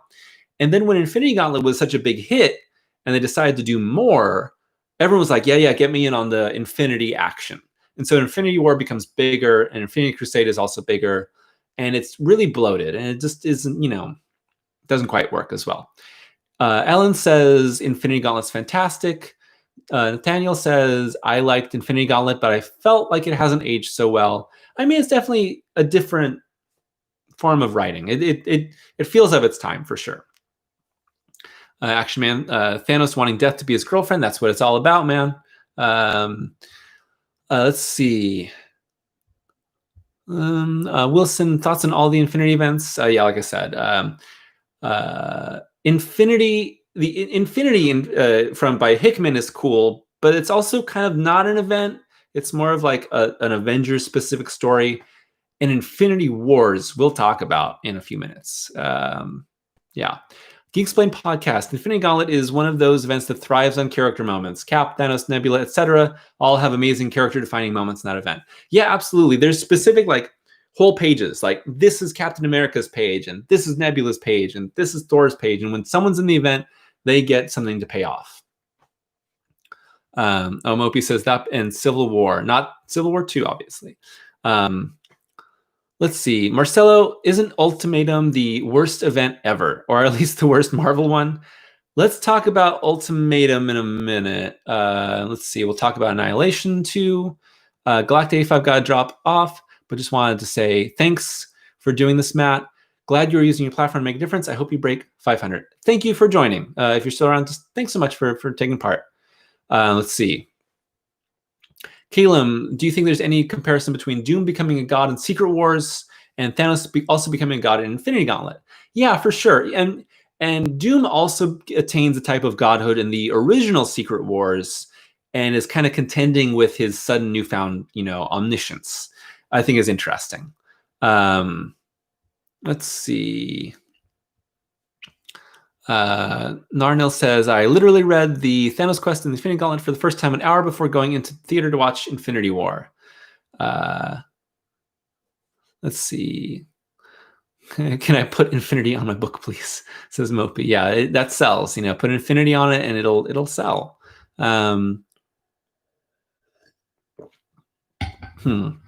Yeah. Okay. Let's keep moving forward. Let's go for until we're about 2 hours here. We're 1 hour and 17 in, and we've got some more Marvel events to cover. We'll skip through some. 92 is Operation Galactic Storm, which is just mostly Avengers. 92 is also Infinity War, which is whatever. 92, 93 is Executioner Song, which is just X-Men, which is a Cable. Like that's kind of a Cable-centered event. 92 is also Rise of the Midnight Suns, which is kind of the supernatural side. 93 is Infinity Crusade. 93 is Maximum Carnage, which is like the first big Spider-Man event, I guess, really. What do people think about Maximum Carnage from the 90s? I know it has a lot of fans. People like Carnage, people like Venom. It's fun. I think it's fun. I'm a big fan of the game. Alan put in $3, says, can't donate a lot, but love your work, and it's a great cause. Black Lives Matter. Thank you, Alan. We are at $366. Let's see. So Maximum Carnage. Yeah, the arcade game that spawned out of it, super fun. So 2 player. Yeah, that's right. The original Maximum Carnage is only 1 player, and then they did Spider-Man Venom Separation Anxiety, I believe, is a 2 player. Yeah. So it's very Christian Baca says 290s for me. It's very 90s. It's extremely 90s. It's like, have you guys talked about self-contained comic book events? I think Sir Reginald jumped in recently. We're trying to, I don't know, we're trying most event. We're talking about mostly events that cross over, makes it like a true event. Force Spider-Man to face how far he's willing to go, which I think is interesting. PDCN, is there actually a maximum amount of Carnage? Yeah, how much Carnage is just like topping it off? Damn, I'm only 35 and I feel old as dirt, says Ben. I mean, it's been a while since Maximum Carnage. If you like Carnage, it's edgy and it's big and it feels like Spider-Man, kind of contending with a threat he's never faced before, something bigger. 93 is also Fatal Attractions, X-Men. I have a couple of Fatal Attractions individual issues stored somewhere. That's the one where Magneto rips the metal out of Wolverine and then he gets his mind erased. Kind of like the only big thing. Ronav, is there any philosophy to the Maximum Carnage story? Not really. A lot of people getting killed on panel. Let's see. Yeah, there's an absolute amount of carnage. We'll talk about absolute carnage in a minute. Matt Keane says Spider-Man the Gauntlet is a better Spider-Man event. I like the Gauntlet a lot. I feel like the Gauntlet's kind of been forgotten in recent years, but it was pretty cool. It was, you had One More Day, Brand New Day, and then they kind of like sidelined a lot of the classic Spider-Man villains for a bit. And the Gauntlet brought them back a lot, brought back these Spider-Man villains kind of in this, major way and gave some new spins. I think the Gauntlet's pretty awesome, actually. Deadlier says, I hate what they did with the Lizard in Gauntlet. That's when Lizard eats his own son and totally loses the Kurt Connors persona. Pretty edgy, pretty dark, not I can see why you wouldn't like it. I tend not to like that, twisted kind of approach on villains. Let's see. 93 is Blood Ties, which is a Fatal Attraction sequel with X-Men and Avengers. I don't care about that. 94 is Child's Play. I don't remember that one. 94 is Phalanx Covenant with the X-Men. 94 is Star Blast. 94 is Fall of the Hammer, which is the 2099 universe. So many things. And then 94 to 96 is the Clone Saga, which is technically the second Clone Saga, but is the big Clone Saga. Owen Likes Comics did a great video on the Clone Saga and kind of what happened behind the scenes. What do people think of the Clone Saga? Because how bad events seem like they drag on forever? Well, this one actually did. The Clone Saga brings back the original the clone from the Jerry Conway Spider-Man, which Spider-Man is cloned by the Jackal and he fights himself, and then the clone dies, and he comes back as Ben Reilly, and then suddenly Ben Reilly is the original Peter Parker, and the Peter Parker that we know, is the clone. Mopey says, I got a question. What's the worst decade for events, and why is it the 90s? It is the 90s. It's because the 90s is the bloat of comics. It is when everything went, let's get as big as possible. Let's sell as many comics as possible. We got the speculator market that we need to capitalize on.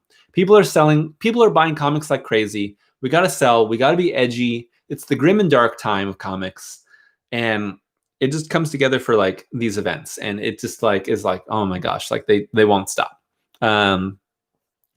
So Reginald says, far too long and the twist did nothing to advance the plot or keep my interest. Xerox says, went on too long, but had good moments. Ben Reilly became a fan favorite. Let's see. Amber Dynamo says, the Clone Saga is a cluster F, no way around it. Holy cheese balls, it's almost painful. Yeah, I agree. It's very painful. Let's see. Can we really call the Clone Saga an event? That's basically a status quo. It is kind of becomes a status quo for a while. But I'll always take a moment to bash the Clone Saga. Only good thing came out. Clone Saga, says Evan, was Mayday Parker. Yeah, Mayday with the alternate Earth is pretty fun. Clone Saga felt like someone put the script into a paper shredder and glued it back together with missing parts. Not the worst event, but convoluted mess, says Red Hood. So Reginald, Ben Reilly's the only good thing about Clone Saga. Let's see. Kane's all right.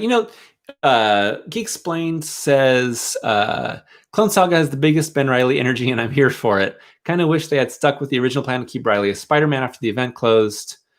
Yeah. So, and then Norman Basham says Return Norman was the only good thing to come out of it.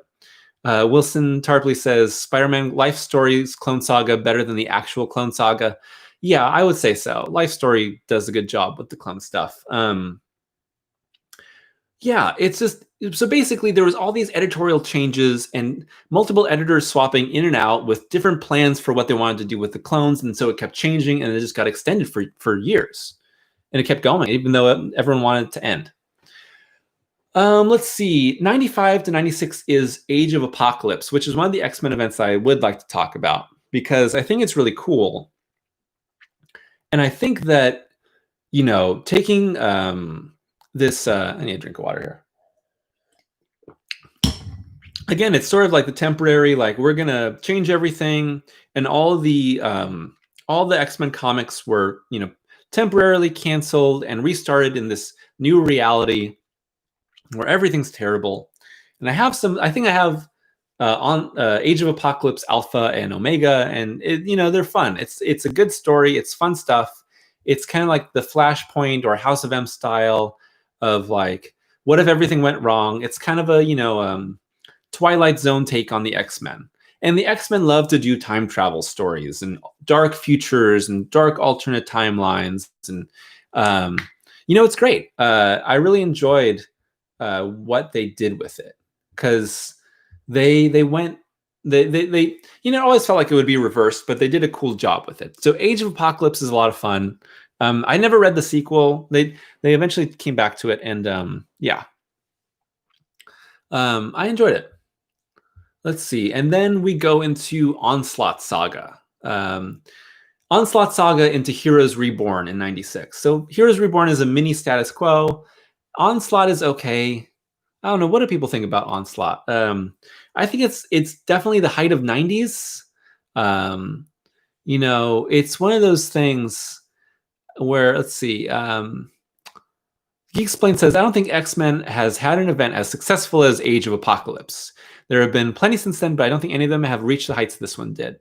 I can see that. I think House of X, Powers of X is pretty close, but it's a big one. And then so Onslaught, it's evil. It's an evil mental creation of Professor X and Magneto. Shout out to Teen Tony. He in Heroes Reborn. I know it's kind of like, it feels like it should be a more interesting idea, and in the end, it's just a big bad guy, and it's used to create a new status quo. Junior Comics says, any opinion on the 2099 big events? I'm not super familiar with Marvel 2099, honestly. I never really got into it. Does anyone have opinions on 2099? Because I don't really. Oof, Teen Tony, says Moby. Geek Explain says, Onslaught is the most 90s villain. It's just justice for Teen Tony. No. Quickly, long forgotten, but always in our hearts. Erin says, you forgot the Phoenix Saga. PDCN says, we stand Teen Tony. No, thank you. So Arin's Phoenix Saga is again like a X-Men specific event, and it's more like an ongoing just storyline, whereas Age of Apocalypse has its own specific comics, special comics. Kind of elevates it from bigger story into actual event. Mopey shouting out the Tiltify link says, I will say Teen Tony every minute until we get to 400. Can we please get to 400 so I don't have to hear about Teen Tony anymore? Because and Evan G. Lyon says, imagine Teen Tony came back as a villain. He was always a villain in my mind. Let's see. Skipping some, lots more X-Men events. God, so many X-Men events in the 90s. And in 2000 is Maximum Security. I'm going to get to World War Hulk and Planet Hulk in just a minute.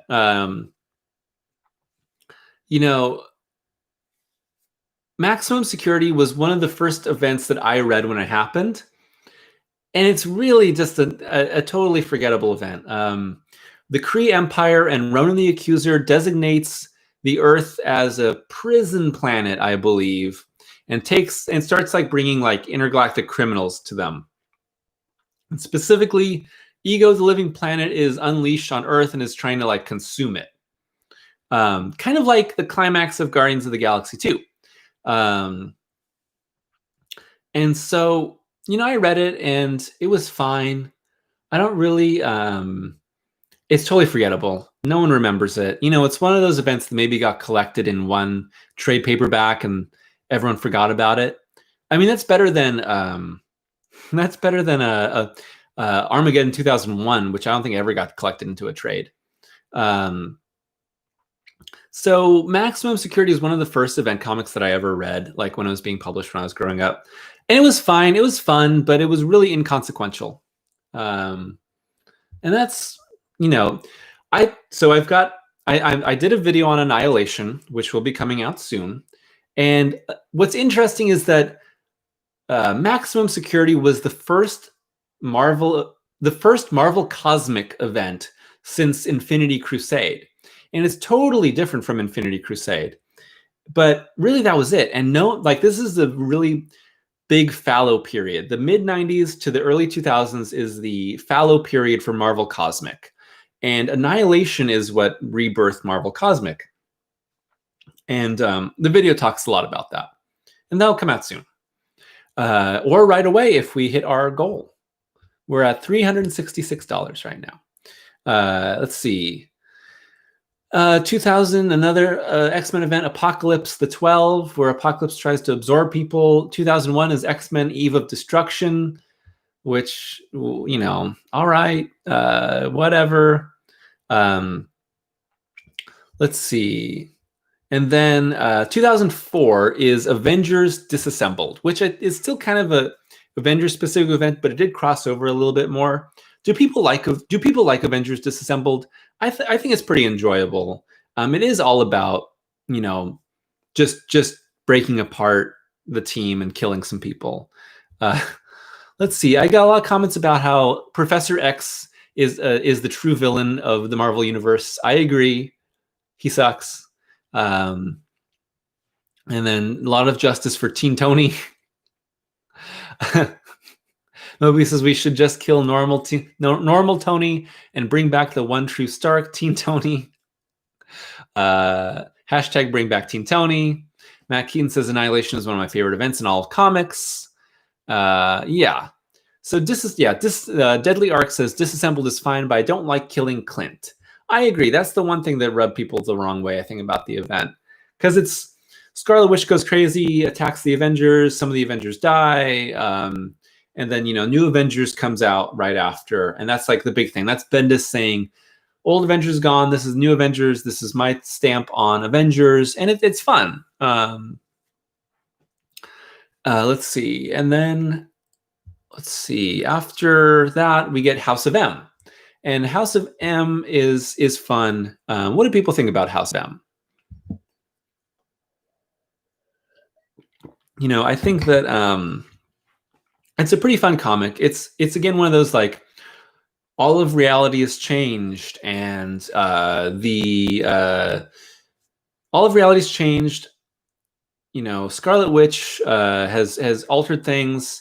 It ends with Scarlet Witch wiping out the most mutants. She says no more mutants, and you get decimation out of that. And I think it's 199 mutants are left. Most people say they like it. Interesting tie-ins. Yeah, it's kind of a dystopia, but it's also it's like a paradise for some and a dystopia for others, because mutants are now in charge of the world. Matt Keaton, for House of M is the first event I ever collected. Yeah. See, Mr. Vonglia says House of M is the second event that I truly love because it's fun and bombastic. Can you explain? House of M is, strangely enough, one of my favorite Spidey stories. His perspective through the whole event is heartbreaking. Yeah, Spider-Man gets it pretty rough. He gets it pretty rough in House of M. Mopey says, I'd say House of M is the only event where Marvel took an okay concept and made it great. Also, Teen Tony. Let's see. No More Mutants is a classic moment. Yeah. I enjoyed it too. It's one of those fun events that gives you, it drops you into a wild different world, like Age of Apocalypse, and you got to kind of sort it out along with your main characters. Let's see. And then we get Civil War in 2006. I don't know. Do people like Civil War? Is that still popular? Oh, hey Diego. Diego's back. Hashtag spawn. Hashtag Team Tony. Oh, good. Another hashtag to torment me with. Yeah. So Civil War. I see. Just okay. Sucks. Is okay. Sucks. It's a little meh. Love the art. Yeah, the art's great. MCU Civil War did the story better. As a standalone, yes. As a wider story, no. Civil War is a case of an event fundamentally changing the aspects of certain characters to make the event happen. So, Diego says, can we count Spawn's existence as the best comic book event? Absolutely not. Geek Explained says, Civil War is the best bad Marvel event. Mopey said he likes Civil War. Just, let's see, Christian says, just fun. Pacing is awesome. Plot is meh. Characters are out of character. Yeah. So, like, this is like taking characters and pushing them into circumstances and dividing them kind of arbitrarily. Like, the way that Cap and Iron Man work, and the way that they go about things feels very out of character. Like, it pushes them into areas to make them have conflict just for the sake of having conflict. And it's interesting. Oh, High Top's here. Hi, High Top. Civil War is a meh comic book, but a bad Spider-Man movie. All right, you're pushing your brand. I can see you. It's an interest. It has interesting ideas, some cool moments. The fake Thor coming back is cool. Him killing Goliath is not cool, who's still dead. Some of the fights are awesome. The art's great. The ending is so lackluster. It's like one of the most meh endings for a comic book event ever. Just Cap quitting, for the sake of it. Just like, oh, F it, and then he's done. And then, Brubaker is doing his own Cap story with Bucky at the same time. But it's so uninvolved in Civil War that, like, you could tell Brubaker was just like, forget Civil War. Like, I can still tell my own thing and have it, be cool. So Civil War is an interesting idea, and I think that it didn't work that well. And I think over time it's aged poorly. Also, when we can see its shortcomings a lot easier now. But at the same time was Annihilation. And I know people love Annihilation. I love Annihilation too. It's a really fun event. What I like about Annihilation is that it feels epic, but it feels very cohesive. Again, I won't talk about too much because I have a video all about this coming out very soon. But it does the Infinite Crisis. Diego's seen my Annihilation video because he's part of me on Patreon. Thank you. He says he loved it. It does the Infinite Crisis thing of doing 4 separate, series that build up to the event, and then the main event, and then some fallout. And it takes all these characters that people weren't doing anything with, and has free reign to use them as they want. So you build it up and you push it the ways that you want, and it's driven by a cohesive voice. And that's kind of how you do a great event, is you have your main idea and everything comes together to drive toward it.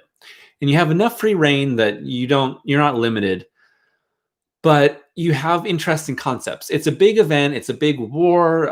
It has really cool character moments in it too. And it brought back Marvel Cosmic in a way that they hadn't been around that strong for a long time. And it lasted for almost a decade. And really, it still continues today. And it's because of Annihilation. Let's see. The only character that's same character in Civil War is Frank Castle, and he was punished for it. No pun intended. I agree.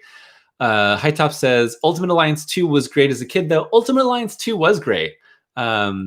I enjoy those Ultimate Alliance games. Let's see. Which side of Civil War would Teen Tony be on? Who had the most fruit snacks to give him? Kids love fruit snacks. Whoever said, maybe he wouldn't be on the same side as adult Tony, right? He would probably hate his adult self. Geeks Plain, I'll always thank Annihilation for the modern Guardians of the Galaxy lineup. It's a fantastic story. Yeah. Let's see. What else do we got here? Annihilation. So Annihilation, and then the next event is World War Hulk, which spins directly out of Planet Hulk, which was kind of going on at the same time as Annihilation, but it's its own thing. I like World War Hulk. What do people think of World War Hulk? Hulk was right. The nice thing about World War Hulk is it's pretty brief. It's pretty focused and contained, and you get to see the Hulk beat up people that deserved it, like the Illuminati, who suck. It's full of characters that suck. But I think that Planet Hulk is better than World War Hulk, because James Bolton just said it's just fight scenes to me. It is just fight scenes. It's just smash, smash, smash. It's kind of like the big cathartic moment for Planet Hulk. But Planet Hulk, which is just a Hulk story, is a really great, compelling story of a gladiator. Hulk becomes a gladiator, and then becomes an emperor, and then tragedy happens. And it's cool. Most people are saying that they wish they had more comeuppance, that it is really just running the gauntlet. World War Hulk is only good because of Planet Hulk. What do you think of the characterization of the Sentry in World War Hulk, says Jack Lucas? Sentry sucks. I hate him. Moving on. World War Hulk is first superhero comic I read, said Victor. It's fun. It's big. It's brash. It's just a lot of fighting. It's cool, but it's more an interesting capstone. And I feel like they had to do something with the Hulk because of how Planet Hulk went. Because Planet Hulk has to have a conclusion, and the Hulk has to come back to Earth. But because of everything that's happened to Hulk has to find some sort of justice. And also, he can't have full justice because it's justice on heroes and big characters that have to stay alive. And World War Hulk is kind of trying to find some middle ground there. And that kind of keeps it from doing everything that it should, but it's still fun. And then after, we get Annihilation Conquest, which is fun. I think Annihilation Conquest is cool. It's really building off the back of Annihilation. And it's another fun event. It's another cool concept. To me, it feels a little bit more cruel than Annihilation, the first one. A little bit more, I don't know, making characters suffer. Not really my jam, but I still enjoyed it. 2007 is Messiah Complex, which is another mostly X-Men event. But I think that's pretty cool. That's Cable coming back with Hope and trying to survive. Or is that when he goes into the future? That's when they discover Hope and Cable goes into the future with her at the end. Pretty cool. Let's see. Secret Invasion in 2008. What do people think of Secret Invasion? Because I haven't read it since it came out. Yeah. There was some nice build up to it.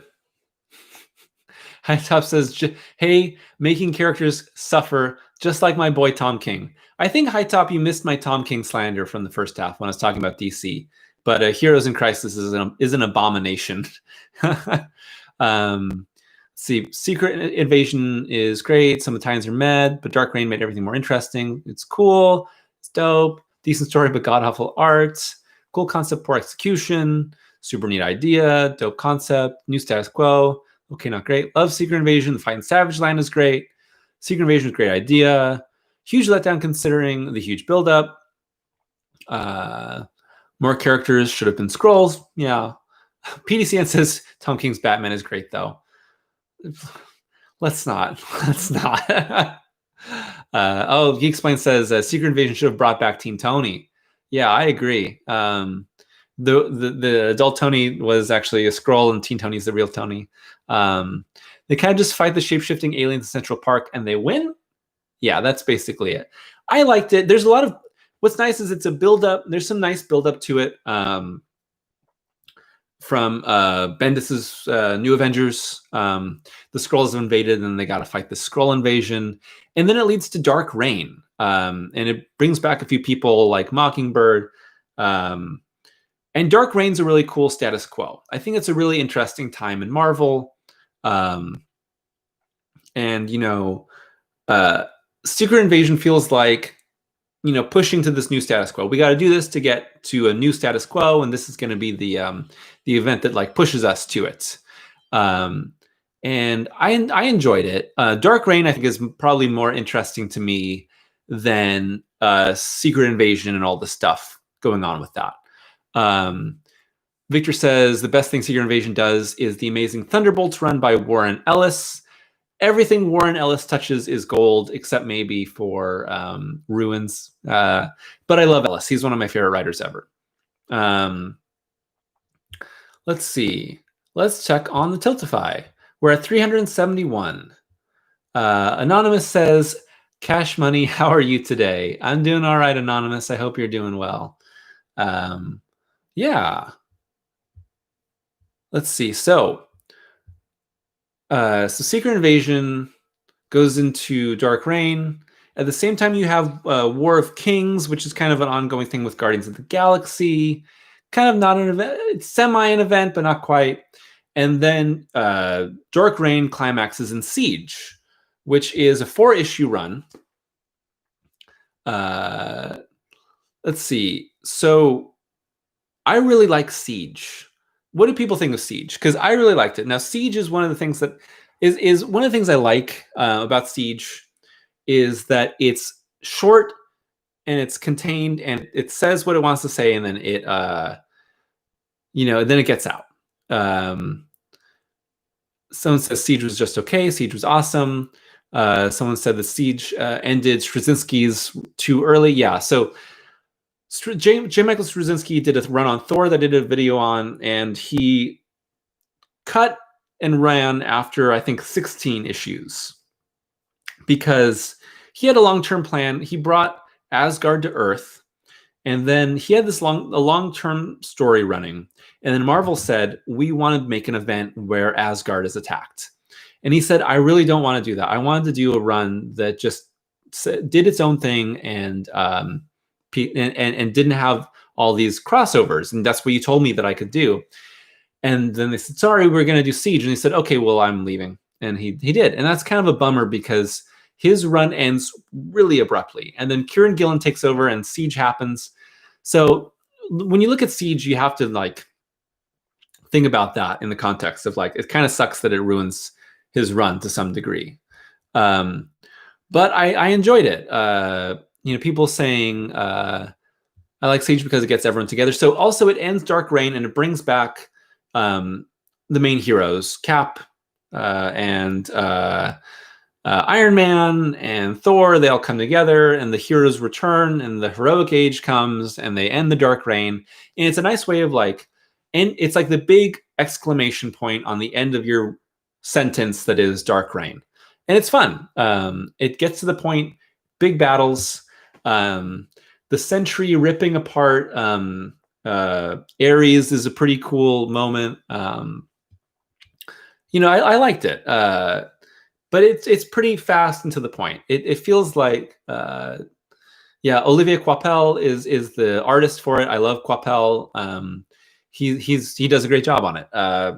So I enjoyed it for what it is. If Coipel is drawing a comic, like I'm immediately interested, and he does an amazing Thor. He's like definitely one of the definitive modern Thor artists, I would say. Where are we at now? Thanos Imperative in 2010 ends the Abnett and Lanning DNA Marvel Cosmic run. And I like it. I like Thanos Imperative. I don't think it's the strongest event, but it's kind of all, once you're in Annihilation Conquest all the way through Thanos Imperative, it's all kind of one idea. It's like, it's all together. It's hard to separate it almost. And then 2011 is Fear Itself, which is another Thor-centric event. there's not a lot. Let's see. There's not a lot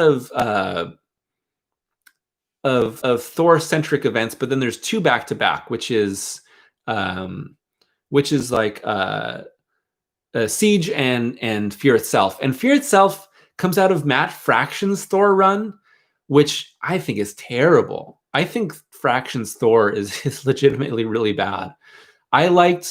He did the one, I'm blanking on like the Thor arc that he did before he took over the main story, which was something like God Eaters or something, I forget.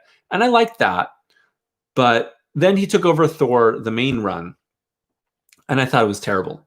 And then they do Fear Itself, which is the god of fear, which is Odin's brother comes and, fights everyone. And I didn't like it. It kind of, to me, it's like Fraction's Thor, which is Fraction's Thor's problem is that it's doesn't have any real direction, and it's makes progress and then it walks it back, and then it makes progress and then it walks it back, and then it makes progress and it walks it back. And the same thing with Fear Itself is like Thor's dead, Thor's alive, Bucky's dead, Bucky's alive. Like it was like we got to do an event, and it needs to feel like it's big, but we can't let it actually do the things that it wants to do. It's like, let's see. Let me look at some comments here. Geeksplain says, Fear Itself always bothered me for ending Bucky's Cap run. He had so much more to give and it felt like they cut it short. They kind of did. It was the point where you think he's dead, but he's not actually, but he has to give up being Cap. Deadly Arc, I love Fraction, but his Thor run was not great. He nailed Hawkeye and Iron Fist. Yeah, there's a lot of great Fraction, just not Thor. Let's see. Fear Itself was one great big mess, as Amber Dynamo. Serpent's lame and not scary at all. Let's see. Yeah, I'm mad that they used Fear Itself to make Bucky the Winter Soldier again. It had some cool moments. It's very aimless. Oh yeah, Kid Loki came from everything, which is all. I like Kid Loki, but that's like he goes off in his own direction with Gillen. Yeah. So Fear Itself, not so good. Other runs that come out of it, good, but not Fear Itself. And then 2012 is Avengers versus X-Men, which I believe is the cover for this video. We should talk about Avengers versus X-Men. There's no Teen Tony in Avengers versus X-Men, so that's unfortunate. Might have made it better. Avengers versus X-Men. What does everyone think? Because to me, it is it's Civil War. It's the Civil War problem times 10, which is forcing characters to act out of character to get a point across, to make the conflict happen. That the X-Men and the Avengers can't work. It's super bloated. It really doesn't. It's trying to do a lot, and then the whole the Phoenix Five, and then Cyclops becoming evil, kind of takes over everything. There's fun moments, and it's big, and it's crazy. Hunter Lou says it made me quit comics for 5 years. That's crazy. Oh, yeah, it had too many writers. There's so many writers writing it. It's so strange that they couldn't have someone take it over. The character assassination of Scott Summers, says Deadly Arc. Also, Cyclops was right. Cyclops was right, but he also sucks. Yeah, so that's the thing about AVX is it's a big event and it's crazy and it's all over the place and it changes direction 4 or 5 times. It doesn't know where it's going. And it's here and then here and then here, and that's all the different writers. Let's see. And I think that it just doesn't work. It's trying to be big. It's here's what we're going to do. These are the things we're going to say, and we're going to break our characters in any way that we need until we get there. And that's the problem with AVX. Another quick plug for the Tiltify. We're at $371. We have a goal of 500. If we get there, I will immediately drop the Annihilation video. If we don't, that's all right. But, just trying to raise money for a good cause. Again, we're raising money for the Bail Project and trying to support people that have been arrested for protesting for their rights. Let's see. After AVX is Age of Ultron. So, okay, this is why I was talking about Marvel having bad events, like more bad events than DC has, because Age of Ultron is just ass. Like, it's so bad. Like, you read it and you're like, what is the point of this event? Where are they going with this? It's a mess. It's bonkers. It has no direction. It changes directions like 5 times. It doesn't know what it's saying. I think they only named the movie after it because it's a cool title. And even that movie is not very good, but it's better than the comic. Amber Diamond says Age of Ultron is not about Ultron. It's not. It's about, like, I don't know. It's about time travel and it's about time travel and just that's it. Let's see. It says, oh, we're up to 391. Anonymous, $20. Thank you so much. Whoever you are, thank you very much. Oh yeah, Dead Lyric says, I don't remember anything besides Logan murdering Hank Pym and then murdering himself to stop him from murdering Pym. It's so bad. I don't understand it. It's so, like, it's nonsense. But a lot of these bad Marvel events are nonsense. So Infinity happens, like I mentioned before, Infinity is kind of its own Avengers thing. Inhumanity is kind of its own thing. Original Sin in 2014 is also bad. It's just, I don't know. Original Sin, everyone completely forgot about it immediately. I think that, again, it's kind of a non-issue. It's tough because it plays this instrumental role in Aaron's Thor run because he becomes unworthy. You know, and that's kind of like the only, like, major thing that came out of it. There's like a couple good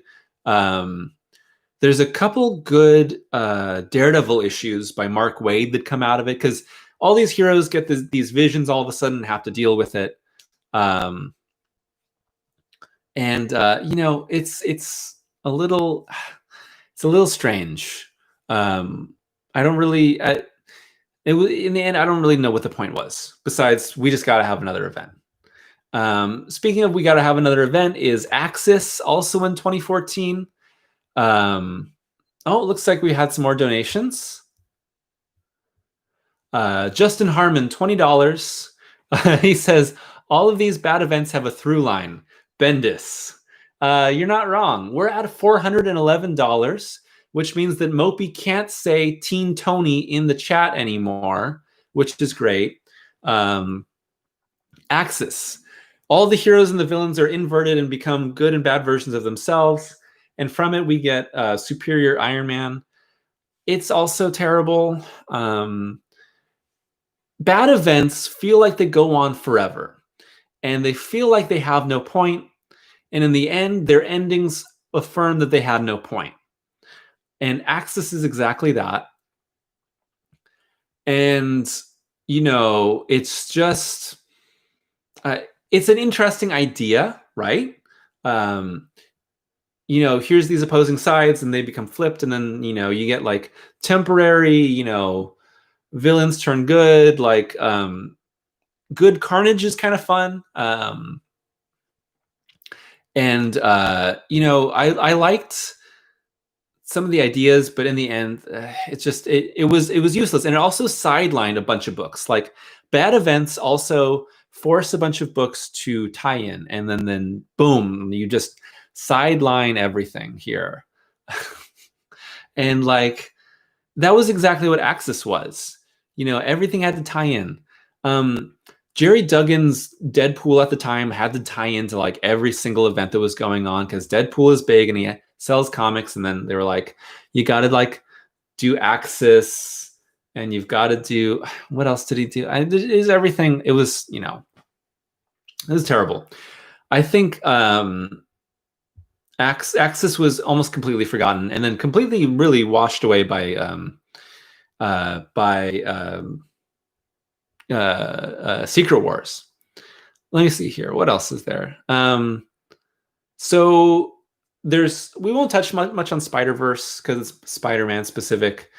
But then we get to Secret Wars 2015, which I have a copy of right here. Oh, yes, Deadpool had an arc for Original Sin, too. That's right.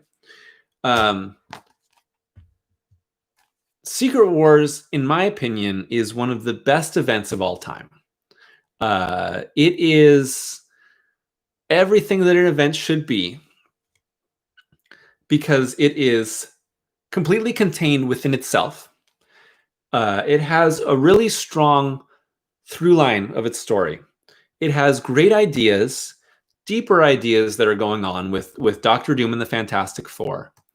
Doctor Doom being basically the main character is really cool.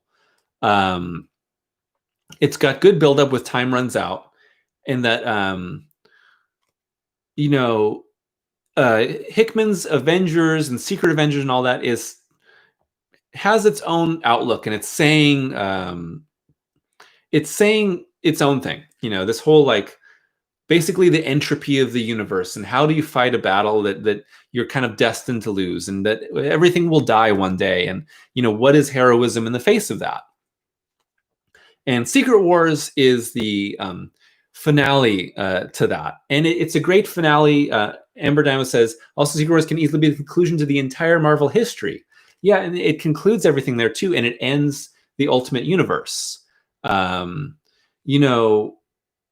Secret Wars Time gave us Thor. Maria Hill says Evan G. Line. Yeah, tons of Thors, which is awesome. Geek Explained says Secret Wars 2015 is exactly what it needed to be and nothing more, which in this day and age is astounding in itself. Excellent event. And then it has all these great tie-ins too, all the spin-off minis. It's the opposite of Convergence, which is Convergence as a terrible main event and some cool spin-off minis. And this is a fantastic main event.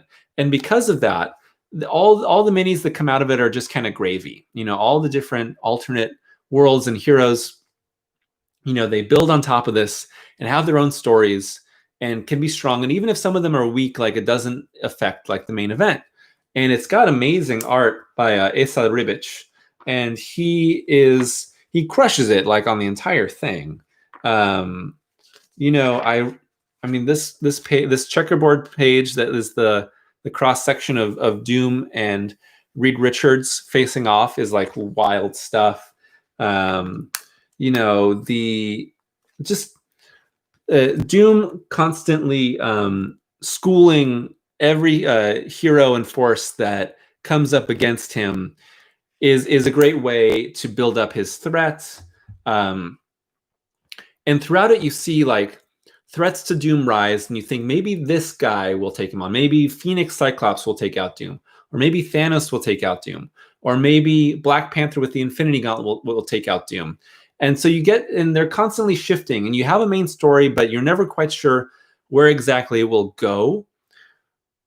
But this whole idea of Secret Wars is the opposite also of Crisis on Infinite Earths. And Crisis on Infinite Earths is the idea to take the entire multiverse and slam it down and condense it into the one universe, and in that, heroism will survive. But Secret Wars is taking the idea of the entropy of the universe and saying that everything dies, and refuting that and saying everything lives, and finding hope. And the multiverse re-expands at the end. And there's hope, and the Fantastic Four, have their farewell. And, everyone has their own opinions about the Fantastic Four being sidelined, but this is a great temporary farewell to them. Its conclusion for Doctor Doom is very beautiful. What it says about both Doom and Reed Richards is really cool. And this idea of everything lives at the end, and having hope restored, and basically that life and the world can continue through our own making is really awesome. That's what Secret Wars is all about in the end. As everything condenses, everything re-expands. So yeah. Let's see. What else? Did I see anything here? Let's see. I also find it interesting that Secret Wars is a meta commentary on how Event comics need to be better. The giant splash pages aren't enough anymore. We need substance. Yeah, I agree. Let's see. Secret Wars 20 screen. It's completely let down by its aftermath. Nothing really matters a year later. It does kind of just allow everything to come back. You know, it isn't the hard reset that, you know, some people thought it would be, but I think it's great. Let's see.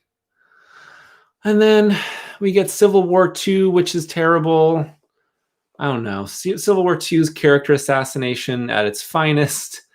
Secret Empire, I think, is okay. And then, you know, I think Secret Empire was very controversial, but you know, I think that it has some interesting things that are going on with it. But at the end, you know, I think that that's kind of it's a little outweighed by its own controversy. It stirred up a lot of controversy. In the end, that outweighed the event, and then they had to undo everything. Like the idea of, you know, oh, never mind, we've separated, you know, Steve Rogers from regular Cap, so everything's fine. Just didn't quite work. But then then in 2018 we got Infinity Wars. Has anyone read Jerry Duggan's Infinity Wars? It's really bad. It's garbage. This is like gobbledygook nonsense with no point to anything. And then this whole like warps world is so useless. They're never going to use it.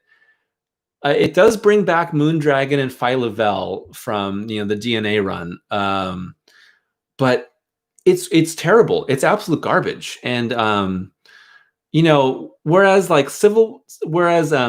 Secret Empire had certain ideas that was going on, that was trying to push forward. Yeah, Mopey saying the twist of Gamora being the main villain is so terrible, and anyone could see it coming. Secret Empire is trying to like have some ideas, right? Like, oh, here's, you know, the ideas of, you know, putting your faith in one man and what happens when they're, you know, they're wrong. Infinity Wars is just like, I don't know, what if like stones and other worlds and people combine, and like, I don't know. It was really it's terrible. Secret War, Infinity Wars is just, it's the opposite about is the opposite of Secret Wars. And then let's see. And then in 2019 we got War of the Realms, which is kind of the big conclusion to Jason Aaron's run. I like War of the Realms a lot. It's kind of like Siege in that it's brief and it's focused and it's very action packed, and it's kind of the conclusion to a lot of ideas going on in Jason Aaron's Thor, and they blow it out big time with War of the Realms. It's a lot of fun. I would say it's one of the best. It's the best events since Secret Wars, I would say, in Marvel. Yeah, it seems like most people enjoyed War of the Realms. War of the Realms is one giant beat 'em up, and it wants to be nothing more, and it works. Yeah, it's there's a lot of tie-ins, but the main War of the Realms, just if you just take that and then the main Thor series and you just do that, like, really good. And it ties up things well. Obviously, Deanie Dude says Absolute Carnage was better than War of the Realms, I thought. Absolute Carnage is also good.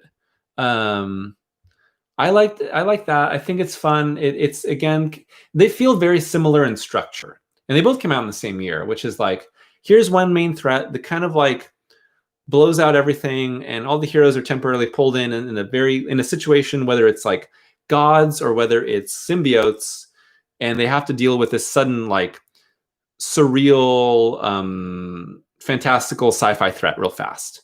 Yeah. let's see. I skipped a couple events. I accidentally skipped Shadowland, which is the Daredevil street level event, where Daredevil is evil and he runs the hand, and all the street level characters have to stop him. It's terrible. The Shadowland is like the worst thing that has happened to Daredevil in a long time, and I think that it and the pile of bad events, that's near the top.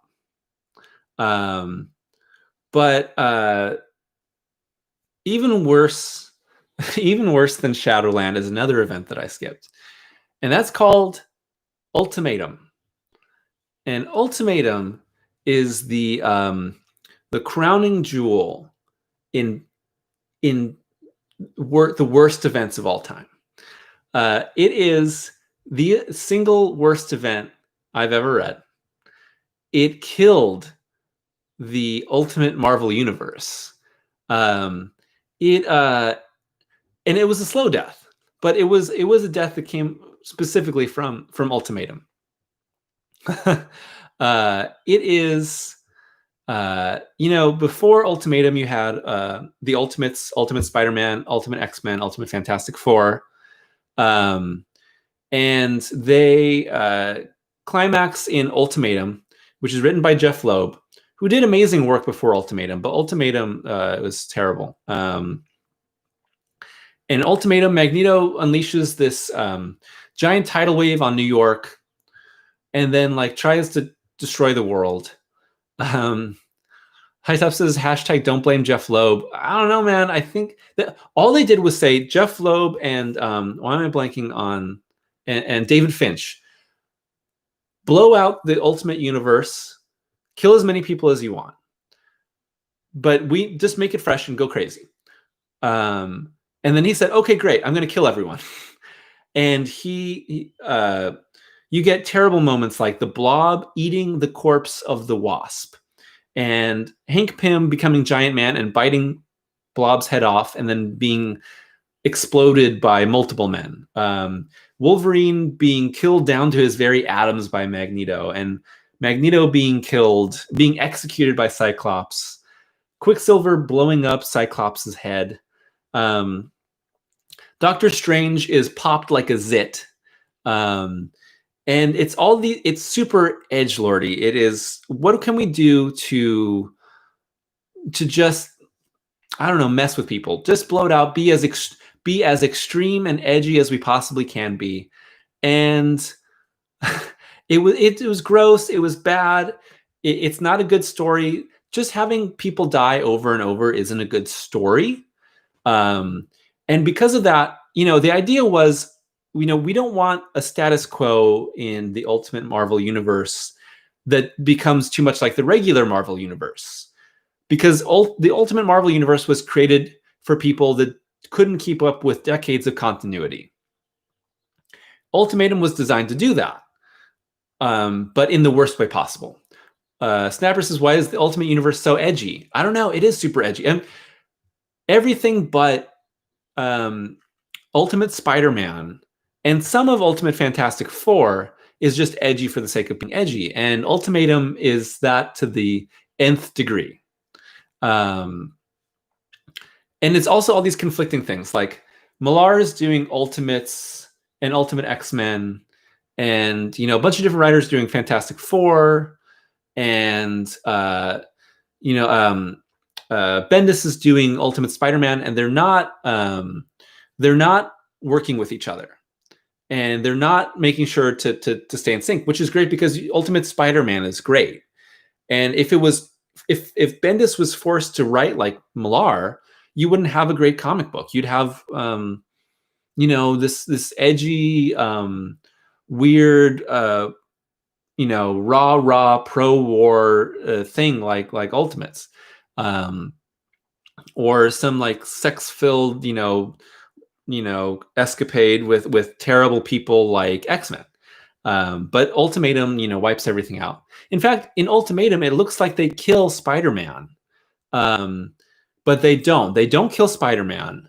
it looks like Spider-Man's going to die. But Bendis was like, no, F that. Like, you're not killing Spider-Man.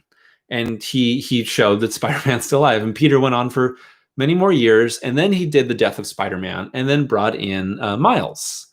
And Miles is great also. And that's basically it for the Ultimate Marvel Universe. Once again, Tiltify, we've got the link in the chat and the comments and the description. Raising money for the Bail Project to support protesters. While I check on the Tiltify, everyone say what your favorite Marvel event is, as well as maybe your least favorite. We are at $411, which is great. That's fantastic. I can't complain about that in the slightest. Let's see. Oh, the Maker is also great from Ultimate Universe, says Matt Keaton. Yes, I agree. Evil Reed Richards. Xerox says House of X, Powers of X, which is kind of an event, kind of its own thing. PDCN, excited for Empire. I still don't know too much about Empire. I'm interested. Yeah, Mark Millar says Ultimates was basically the boys before the boys. Yeah. Blue Dragon Warrior says Infinity Gauntlet. Yeah, I love it. James Bolton, Secret Wars 2015.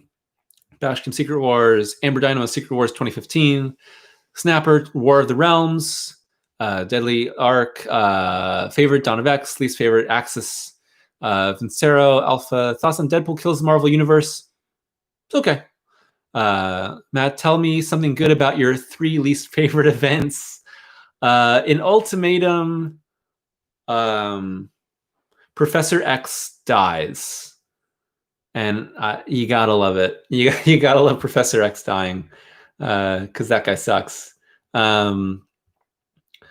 Let's see. In Age of Ultron, there's a cool moment with Cap. He's like this, and he's by his broken shield. And then in Doomsday Clock, it ended. Yeah, and that was pretty nice. Matt Keaton, Annihilation, House of M as favorites. Kayla McDonald, Infinity Gauntlet, or Inferno is my favorite. Ultimatum as the worst. Yeah, yep. Let's see. Spider-Verse. Yeah. The original Spider-Verse is super fun. How about Batman No Man's Land? Again, that's like a title-specific one. That's just Batman comics, but it's pretty cool. Same thing with like Nightfall, which I mentioned, but No Man's Land is pretty cool. James Bolton, also Annihilation is also awesome. Annihilation Conquest is also awesome. Wilson Tarpley, favorite is Secret Wars by Hickman. Let's see. Hunter Liu, Secret Wars 2015. Let's see. Blue Dragon, Hawksbox is an X-Men family event. Same way as No Man's Land is Bat Family. Geeksplained says Secret Wars 2015 is probably the best. Ultimatum is definitely the worst. Let's see. Nathaniel says favorite Secret Wars, least favorite Original Sin for how pointless and just plain boring it was. Let's see. Hey, Matt, what are your favorite DC events? Casey, if you didn't see, first half of the video is all DC. Some say Doomsday Clock is still going on, says Moby. Let's see. Victor says Secret Wars 84 is bad, but I love it. I wouldn't say it's bad, but it's definitely dated. And it's not great, but it has a lot of great moments. Bashkim says Day of Judgment from 99. Totally forgot about Day of Judgment. Let's see. Mr. Vangla, favorite Secret Wars 2015, least favorite Convergence and Future's End. Casey Flynn, mine is Wonder Woman, War of the Gods, which I haven't read. I should check it out. Yeah. And final plug for our Tiltify link for the donations for the Bail Project. Again, we're trying to raise money to support protesters and everyone that is incarcerated trying to break this bail system. Let's see. Ronov says, what do you think about Doomsday Clock's ending? Doomsday Clock's ending is the ultimate refutation of Watchmen. And it's saying that Watchmen is wrong and Dr. Manhattan is wrong. And I feel like there's plenty of other ways that we can refute Watchmen if we want, and I don't think we needed a whole 12 issue event series to talk that way. In the end, I just think it wasn't necessary. If you didn't see the first half, you can watch it. This is going to be up. Let's see. Despite AVX making me quit comics, Ultimatum is the worst. Basham says Amazon's attack sucks. Blue Dragon Warseekers 84 is fun. Considering it was basically the first Marvel event, I don't mind holding it to a super high standard. Taylor asks, do I consider 52 an event? Not really, but it is great. 52 is awesome. It's long form storytelling, done weekly, and it is really, really great and cohesive. Great stuff. Nathaniel says, what do I think about the Watchmen TV show? I'm watching it currently, and I really love it. Yeah, so, yeah. Yeah, let's see. Geeksplain asked, might have missed it. Did we talk about IVX or Death of X? Because those are both bad. We didn't talk about it because those are just X-Men events, but those are both bad. Those are both very bad. High Top asks, never asked you this, kind of off topic, but what film adaptation do you think captures the heart of the original comic character best? That is a good question. So we go from what captures the heart best of the original character.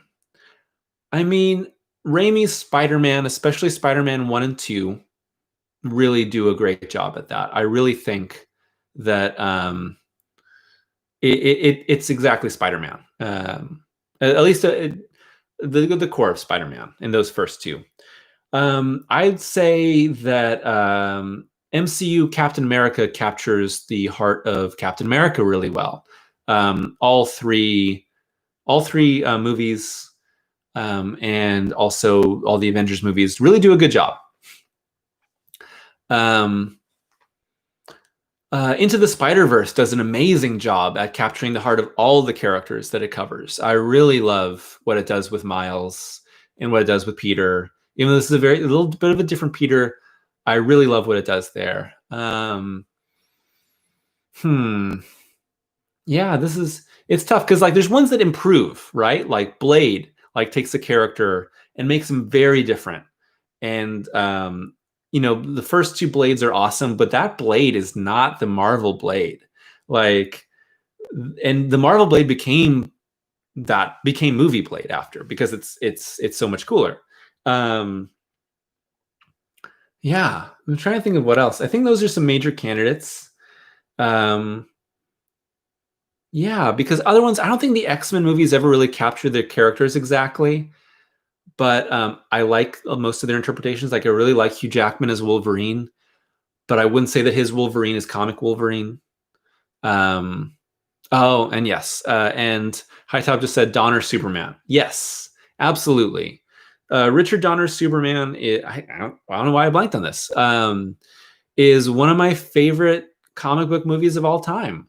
And I think it captures the essence of Superman incredibly well, especially the Silver Age Superman, because we're not talking about modern Superman, but really the core of Superman and the Silver Age and Golden Age Superman is like perfect. Marcelo says Ben Affleck Daredevil, am I right? Oh no. Threw a guy onto the tracks and let him get run over by a train. But Donner's Superman is still one of my favorite comic book movies of all time. I would rank it up at the top. It would be like, Donner Superman, Winter Soldier, Into the Spider-Verse. Those are like the tops for me. Yeah, and then maybe Spider-Man 2 up there. Yeah, a few others, but like some of those are really like up at the top there. Along with Batman Begins also. But yeah, so those are. We just did a deep dive on all the best and worst comic book events. So let's go through real fast. Okay. In my opinion, these are some of the best ones. not necessarily in order of ranking, but Secret Wars 2015 is up at the top. War of the Realms, Siege, Infinity Gauntlet, Nightfall, Death and Return of Superman, Infinite Crisis, Crisis on Infinite Earths, Blackest Night, Mutant Massacre, if you want to count that, Age of Apocalypse, Original Secret Wars, House of M, Avengers Disassembled, World War Hulk, Annihilation. I would put those in the category of the good ones up to the best. The worst, I would put Ultimatum right up at the top. Infinity Wars, Axis, Clone Saga, Civil War, Original Sin, Fear Itself, Avengers vs. X-Men, Age of Ultron, Maximum Security, Onslaught Saga, Heroes Reborn, Doomsday Clock, Heroes in Crisis, Future's End, Convergence, Final Crisis, Identity Crisis, and Armageddon 2001. Those are up there. Those are the best and worst. We are at $411. We didn't hit the $500 goal, but originally I was planning on doing a $250 goal. So we really passed it. Once again, if you want to donate, it's up there. I just thank you all for coming. I hope that this was fun for everyone. There are a lot of serious issues happening in the world today. People are fighting for freedom. They're fighting for justice. I want to say once again, Black Lives Matter. Black lives have always mattered. And, I'm happy to just do a small part in helping a cause and donating. And I hope that you're all being safe out there. Just take care of each other. Watch out for each other. If you know people that are out there, protesting, the people that are out there, being affected by systemic racism, like it's a serious issue. And not to get super political, but this is a very critical time in our lives. Make sure that you're on the right side of history and that you are making a difference and at least supporting people in your lives that are being impacted by this. So thank you all for coming. Thank you for taking part. Thank you for all the questions. Thank you for just investing time in a very silly live stream, but thankfully we're supporting a very serious good cause. Annihilation video coming soon. Talk to you all soon. Black Lives Matter.